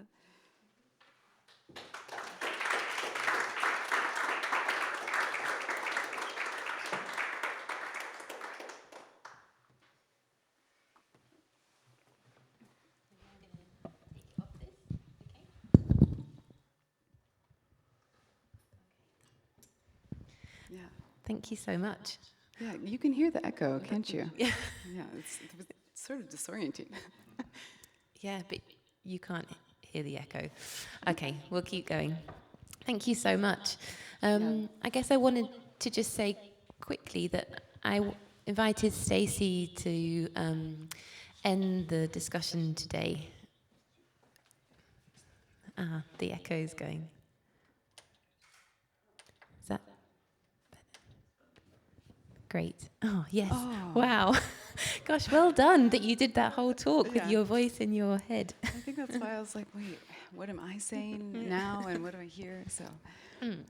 I guess I wanted to end the discussion today, or the series of presentations which have focused on thinking about circuits and networks from a lot of different points of views, to one, to introduce the work of Park downstairs and her practice as an artist that isn't here today, and also to sort of think a bit more about the kind of bodies that maintain these circuits and networks which we're discussing today of transport, economy, technology, production.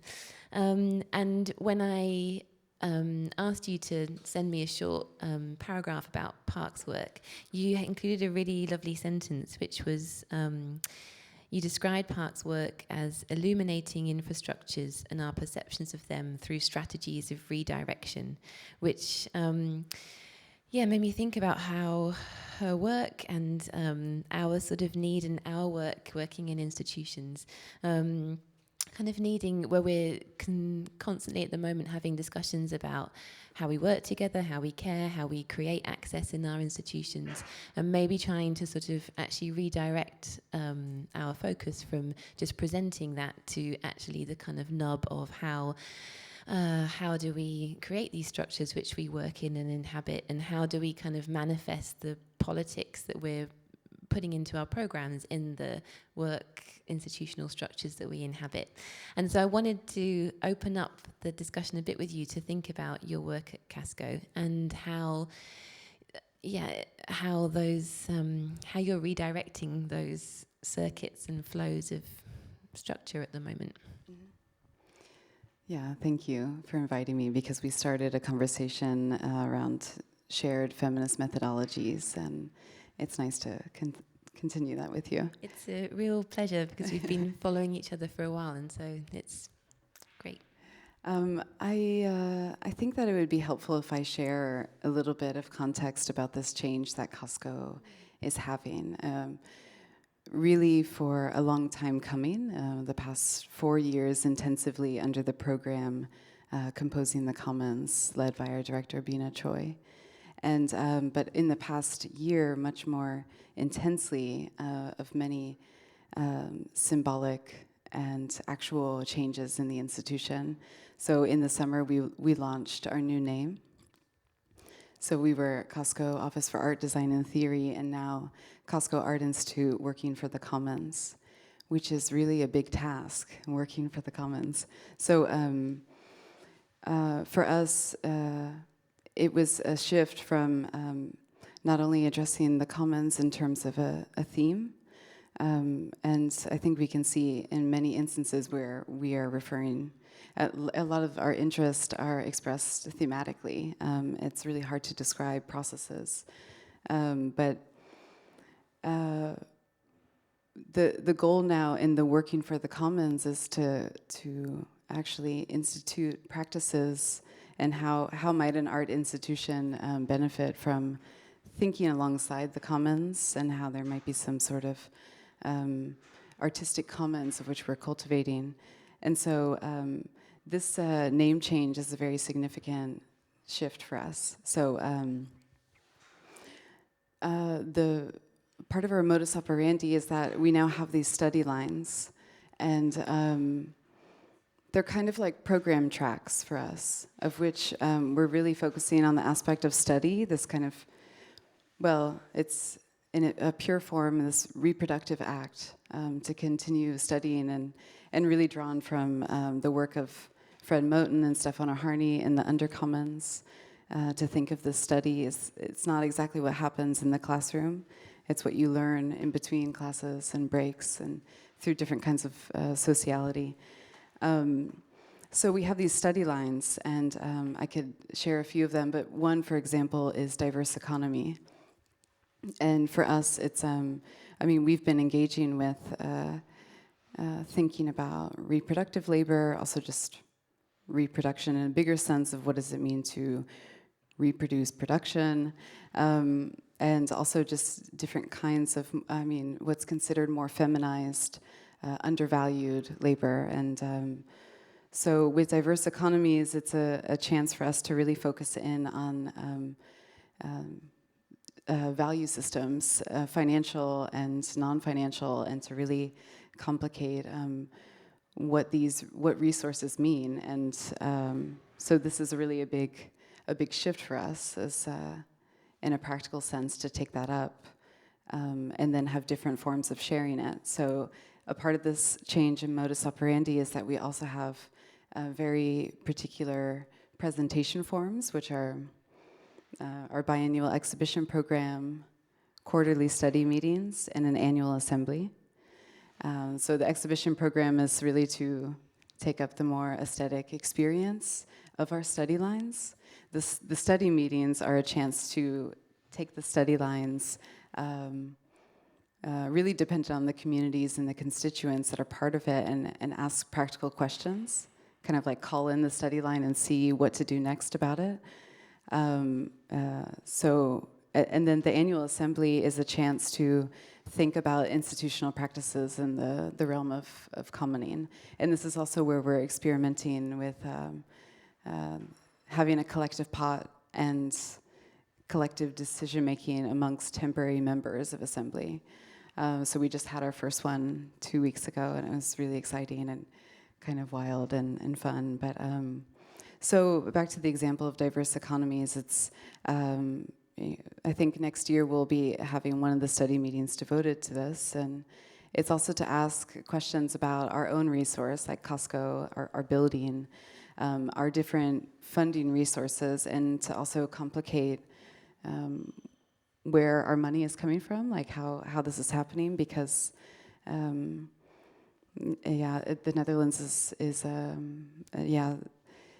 there are many more institutions of which are applying for funding, and state funding is something that you can't have full confidence in. So to think about these sorts of things differently, and as well as, of course, the kinds of work that is non-financial, that's really supporting the institution and keeping it going. It's also about making these things more visible, and really introducing it in our language and as part of how we share, since art institutions are so focused on the presentation moments, but there's a whole lot that it takes to get to that point. And maybe it's not so interesting for some, but Costco is definitely instituting really as a verb, and in the process of that, of course, has its own complications, but is kind of an exciting ride. So this is a little bit about redirecting, I think, of thinking about our value systems, troubling the binaries of private and public, and to identify what resources we actually have and the ways in which we are doing, sharing these, presenting these with people that come to Costco, and just of some things. I wonder if it's just useful to go back a bit for maybe some of you who aren't so aware of what Costco was before this change of name, because it's so recent. And when we were translating Costco working for the Commons into Norwegian, there was quite a lot of questions about what this term, the Commons, means, and how it is maybe meaning different things in different contexts. So maybe you could say a bit about Costco before and now, why this word, the Commons, has come into your name. Well, the Commons, of course, we can think of the origin story in Northern Europe of thinking about land, and the ownership and governance over that land. So thinking of that specific resource, and there's different domains of the commons too, but generally we're referring to sharing systems and cultures. And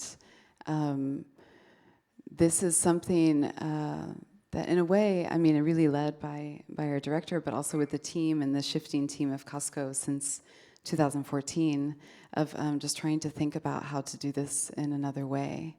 So it's not about like escaping our situation, but how to actually work with it. So that's been the emphasis on making this shift of how can we just do something otherwise, and to think differently about what it is we're doing, because it seemed like there was no way out. So yeah, that kind of answers your question. Okay. Yeah.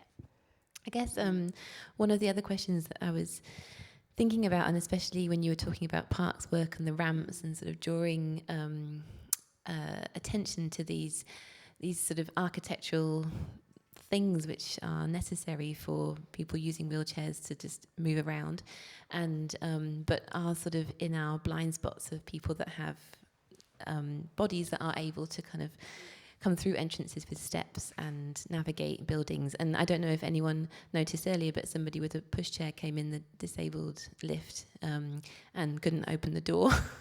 So it's like all the time, we're sort of in these buildings where everyone is able to kind of walk up the stairs to get here, and talking about these issues of how to be inclusive and access, and but still, like, where is our kind of focus directed on these things? And we talked a bit before about the work that kind of props up all of this stuff that's happening, and the value, what work is valued and what work isn't, and what work is still sort of remaining invisible.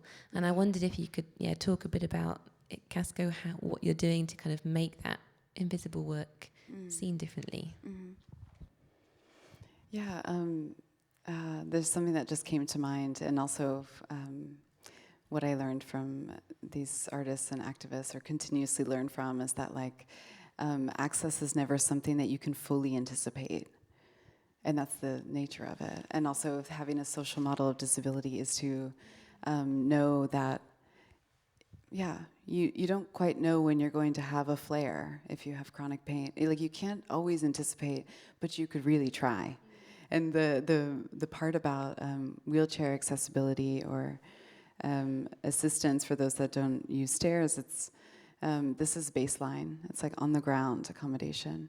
But this very thing about, there are so many other things to look out for. So it's actually about thinking of a culture of care, and for one that is also close to home for Costco too, and thinking about certain forms of hospitality beyond it being a service, but what this means. And another study line that is starting up there is one that I'm actually leading with the art historian Rizvana Bradley, and it's called Poetics of Living, which is really about the kind of affective forms, aesthetic forms of social life that is in these certain domains of relations, sexuality, health, communal life, and death, like really kind of simply like that. One part of Poetics of Living is that we're taking up, so the study lines are really, they're hosted by Costco, but they can travel and move to other places. But one part of Poetics of Living is to have this Access Intimacy Committee, which is just a group of people both in the Netherlands, but also abroad, that can help advise and thinking about Costco's access, because like many old buildings, that we're familiar with, they're incredibly inaccessible, or there's so many stairs, there's these kinds of issues. And the building that we're in is quite beautiful, but of course really inaccessible because of the stairs. So that's one project. It's just like, okay, we just got to do that. We have to make this space more accessible.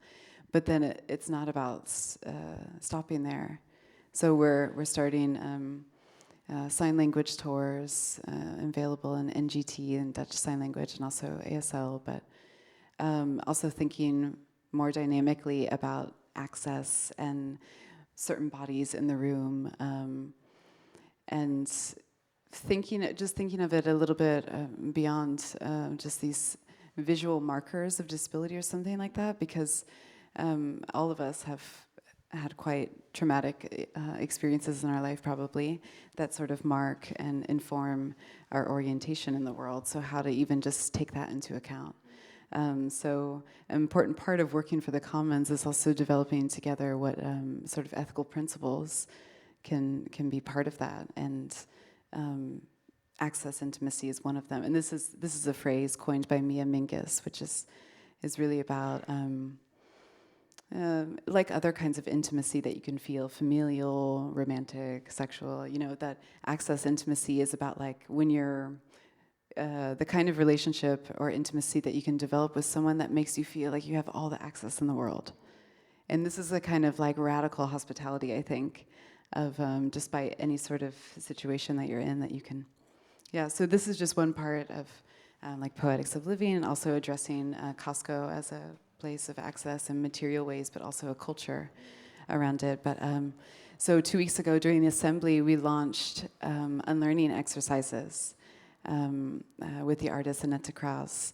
And this is the culmination, it's really a guidebook now, but it's the culmination of Site for Unlearning with Annette since 2014 that was really addressing the behind the scenes of the institution. And it involved all sorts of exercises that were stemming from this idea of unlearning. And the initial question was, how do we unlearn busyness? Like we're all like, oh, I'm so busy. Like, especially in this work, we're busy all the time. So what does it mean to maybe unlearn that? And really to just think about knowledge differently, not as this accumulative process, but also we have to shed certain things that we are just embodying the logic of the neoliberal capitalist situation. So it included a lot of exercises, and some of which are quite literal, about like the Costco team cleaning together every Monday, because it became a question of like, oh, there's only a few people that are doing all of the cleaning, and now we have a cleaner, as a rotating set of cleaners from the Indonesian Migrant Workers Union. And this was also important for us to establish this, even though we're cleaning together as a team, so in all of our different positions in our small team of 6. But now we are also just quite committed to making this relationship clear with the cleaners that we have. So when we did the book launch 2 weeks ago, is in the context of the assembly, and we had a workshop that was about decolonizing art institutions and labor, and who's doing this certain kind of care and emotional work. And it became really big, a big question. It's a serious question, and but also it can be quite simple. Of you know, a lot of the times the people that work in an art institution don't even know the names of the people that are coming to clean. So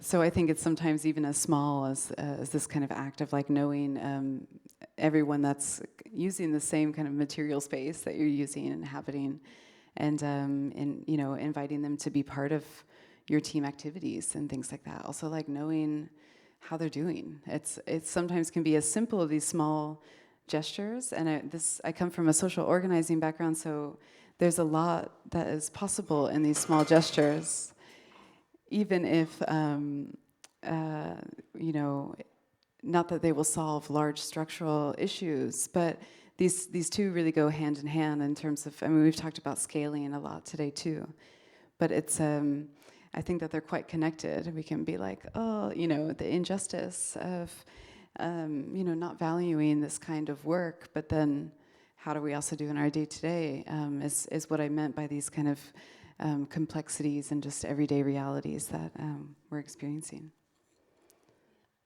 Yeah. Yeah. Sorry, that was a mouthful, and No, also explaining a lot about Costco, but it's really the time that we're in right now, this big change, and still working on articulating what that means, and also how it'll happen through the forms that we're setting up. And I think it's like just that sort of switch of paying attention to those small details, which really are the kind of links in these circuits and networks that keep the world working, and still our attention, however much we sort of think that we are making our buildings accessible to lots of different people and thinking about inclusivity, still we're not paying attention to these kind of the nub of the structure that keeps everything up, and feeling like it's not critiquing, it's not like pointing fingers, it's just kind of trying to bring that discussion into the room, and trying to think harder and harder. And and even like here we're also a small team of 10 with other people that are working in different capacities for us, and when we think about who works here, it's always the sort of, or most often the cleaning staff that are not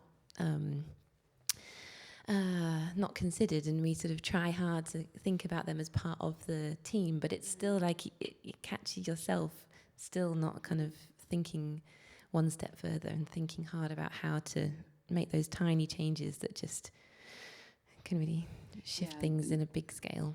Just the colophon, it can be such a political space, just the ways in which you acknowledge. Yeah, and I think often the acknowledgements stay on a very kind of high level, and people don't really want to give much space to acknowledgements, but once you start to think about how did you get here, how did your cup get here, how did it can get be a can of worms, really. Yeah. But you talked a bit about I don't know if you've got the unlearning book next to you. It's in my bag. And how the colophon and the acknowledgements at the back is a huge section. Right. Trying to trace this this work which has kind of led to this project being realized. Mm-hmm. Mm-hmm. Yeah, so I have a copy for you all, and a note from Bina to you, Axel, but the book's in my bag. But yeah, the colophon is quite dense, acknowledging the shifting Costco team since 2014, and all the bodies working on the project. And so it's a huge task, and it could haunt you forever if you're like, oh, I missed that one person, and it's already printed and thousands of copies. But I think that it's a work in progress. I mean, suddenly you start thinking about access. You can't solve it all overnight. But how are we actually making those steps?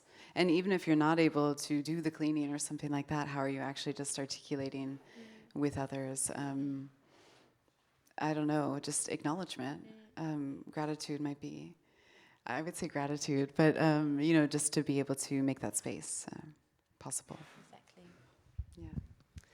Thank you so much. Yeah, thank you so much. Thanks. I feel like we've done very well. Actually, my watch has stopped, so we've done even better to keep to time. But now we have, I just wanted to say a huge thank you, Staci, for that discussion and for introducing Park's work. And I'll give you a round of applause. Yeah.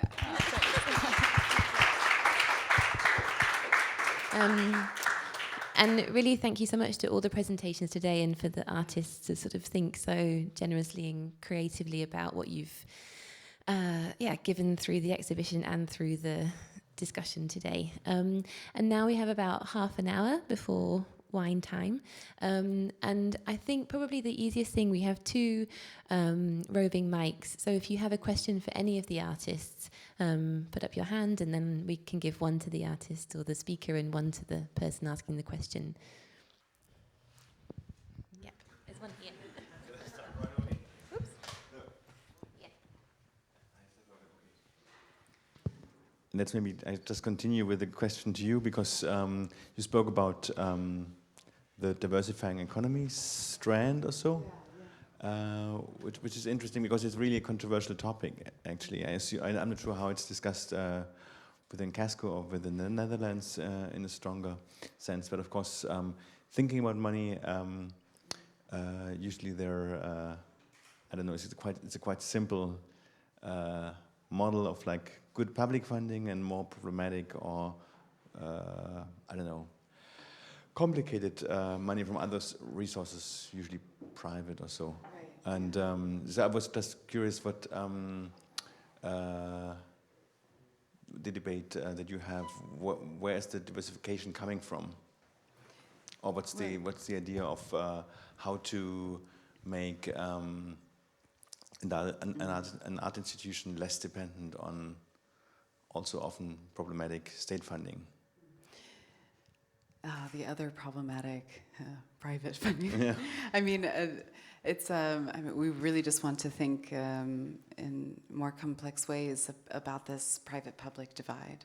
Yeah. And so it also means looking to banks or other places to see they also have money that they want to give quite often to the arts, and we have this idea that, oh, we can't go, banks are bad or something, and but it's a question of figuring out on which political level that it makes sense for us.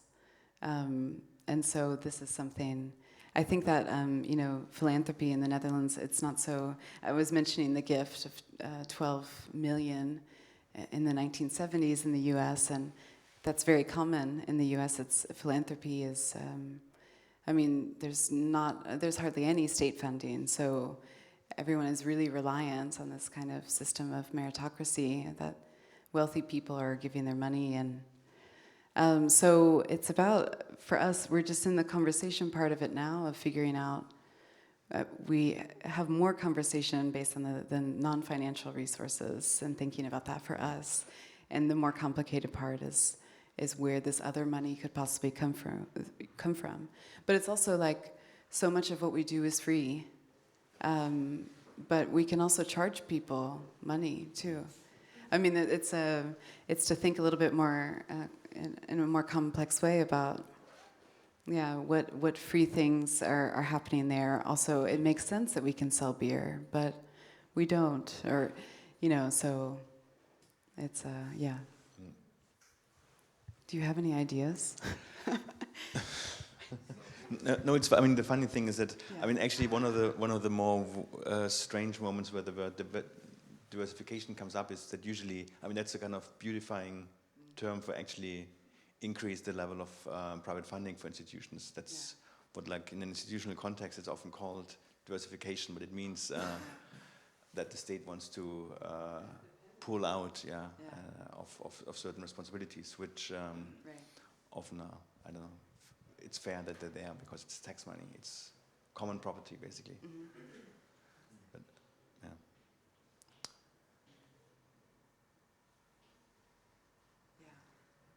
Any other questions for anyone?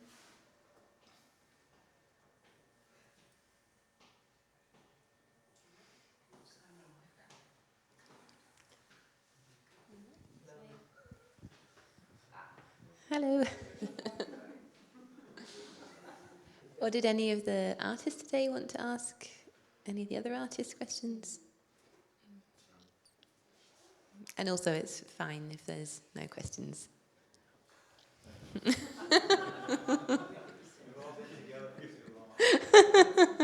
Time to break out. Maybe over wine. Yep, okay. Great. Well, I hope that you'll all stay and have a glass of wine with us. And maybe I'll just say from me, thank you so much for all being here today.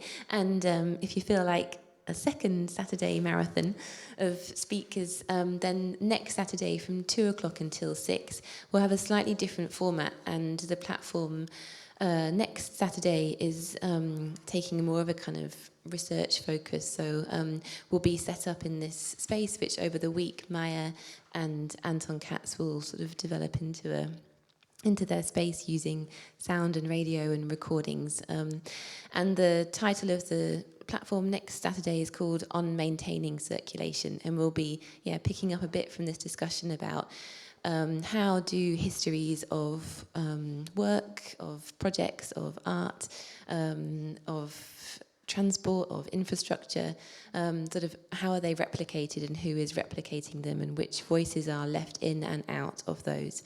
So we're joined by Maya and Anton, a fellow called Emma Woloko Wanambwa, who's a fellow at Bergen University and has been working on a project called Women and Aeroplanes, looking at really radical women who are part of independence and activist movements but are consistently left out of the history books in comparison to their male counterparts. And Andrea Franke, who's an artist based in London from Peru, who has been following similar lines of research into sort of how do the structures that we receive in terms of education, science, history, sort of constantly tell us the same stories. And also Hannah Gilcoe-Kloster from the Bergen Queer Archive, which started 5 years ago, will be coming to talk about queer voices in the archive. And that's next Saturday, and it will be amazing. And then we have a final platform for this year on the 8th of December on a Saturday night with two artists, Tanya Busa and Yua Nango, who are working together on their project called the Nomadic Library, which you can see in the bookshop downstairs, some of the booklets and zines they've been collecting and replicating. And then in January, for the final part of this On Circulation platform series, it's really exciting to welcome architect Kelle Easterling, who'll be speaking about her work using design and infrastructure and thinking about how the structures in the world direct how we live our lives. So I just want to end by saying thank you so much to everybody. And maybe, Axel, you want to say a few final words? Or did I say it all? No, but just more thanks to everybody. Thanks to you. Thank you very much for organizing this event and all of the other events. And yeah, I guess we will get the wine. We'll get the wine. And thank you, Jonas, for keeping everything. Thank you, Jonas.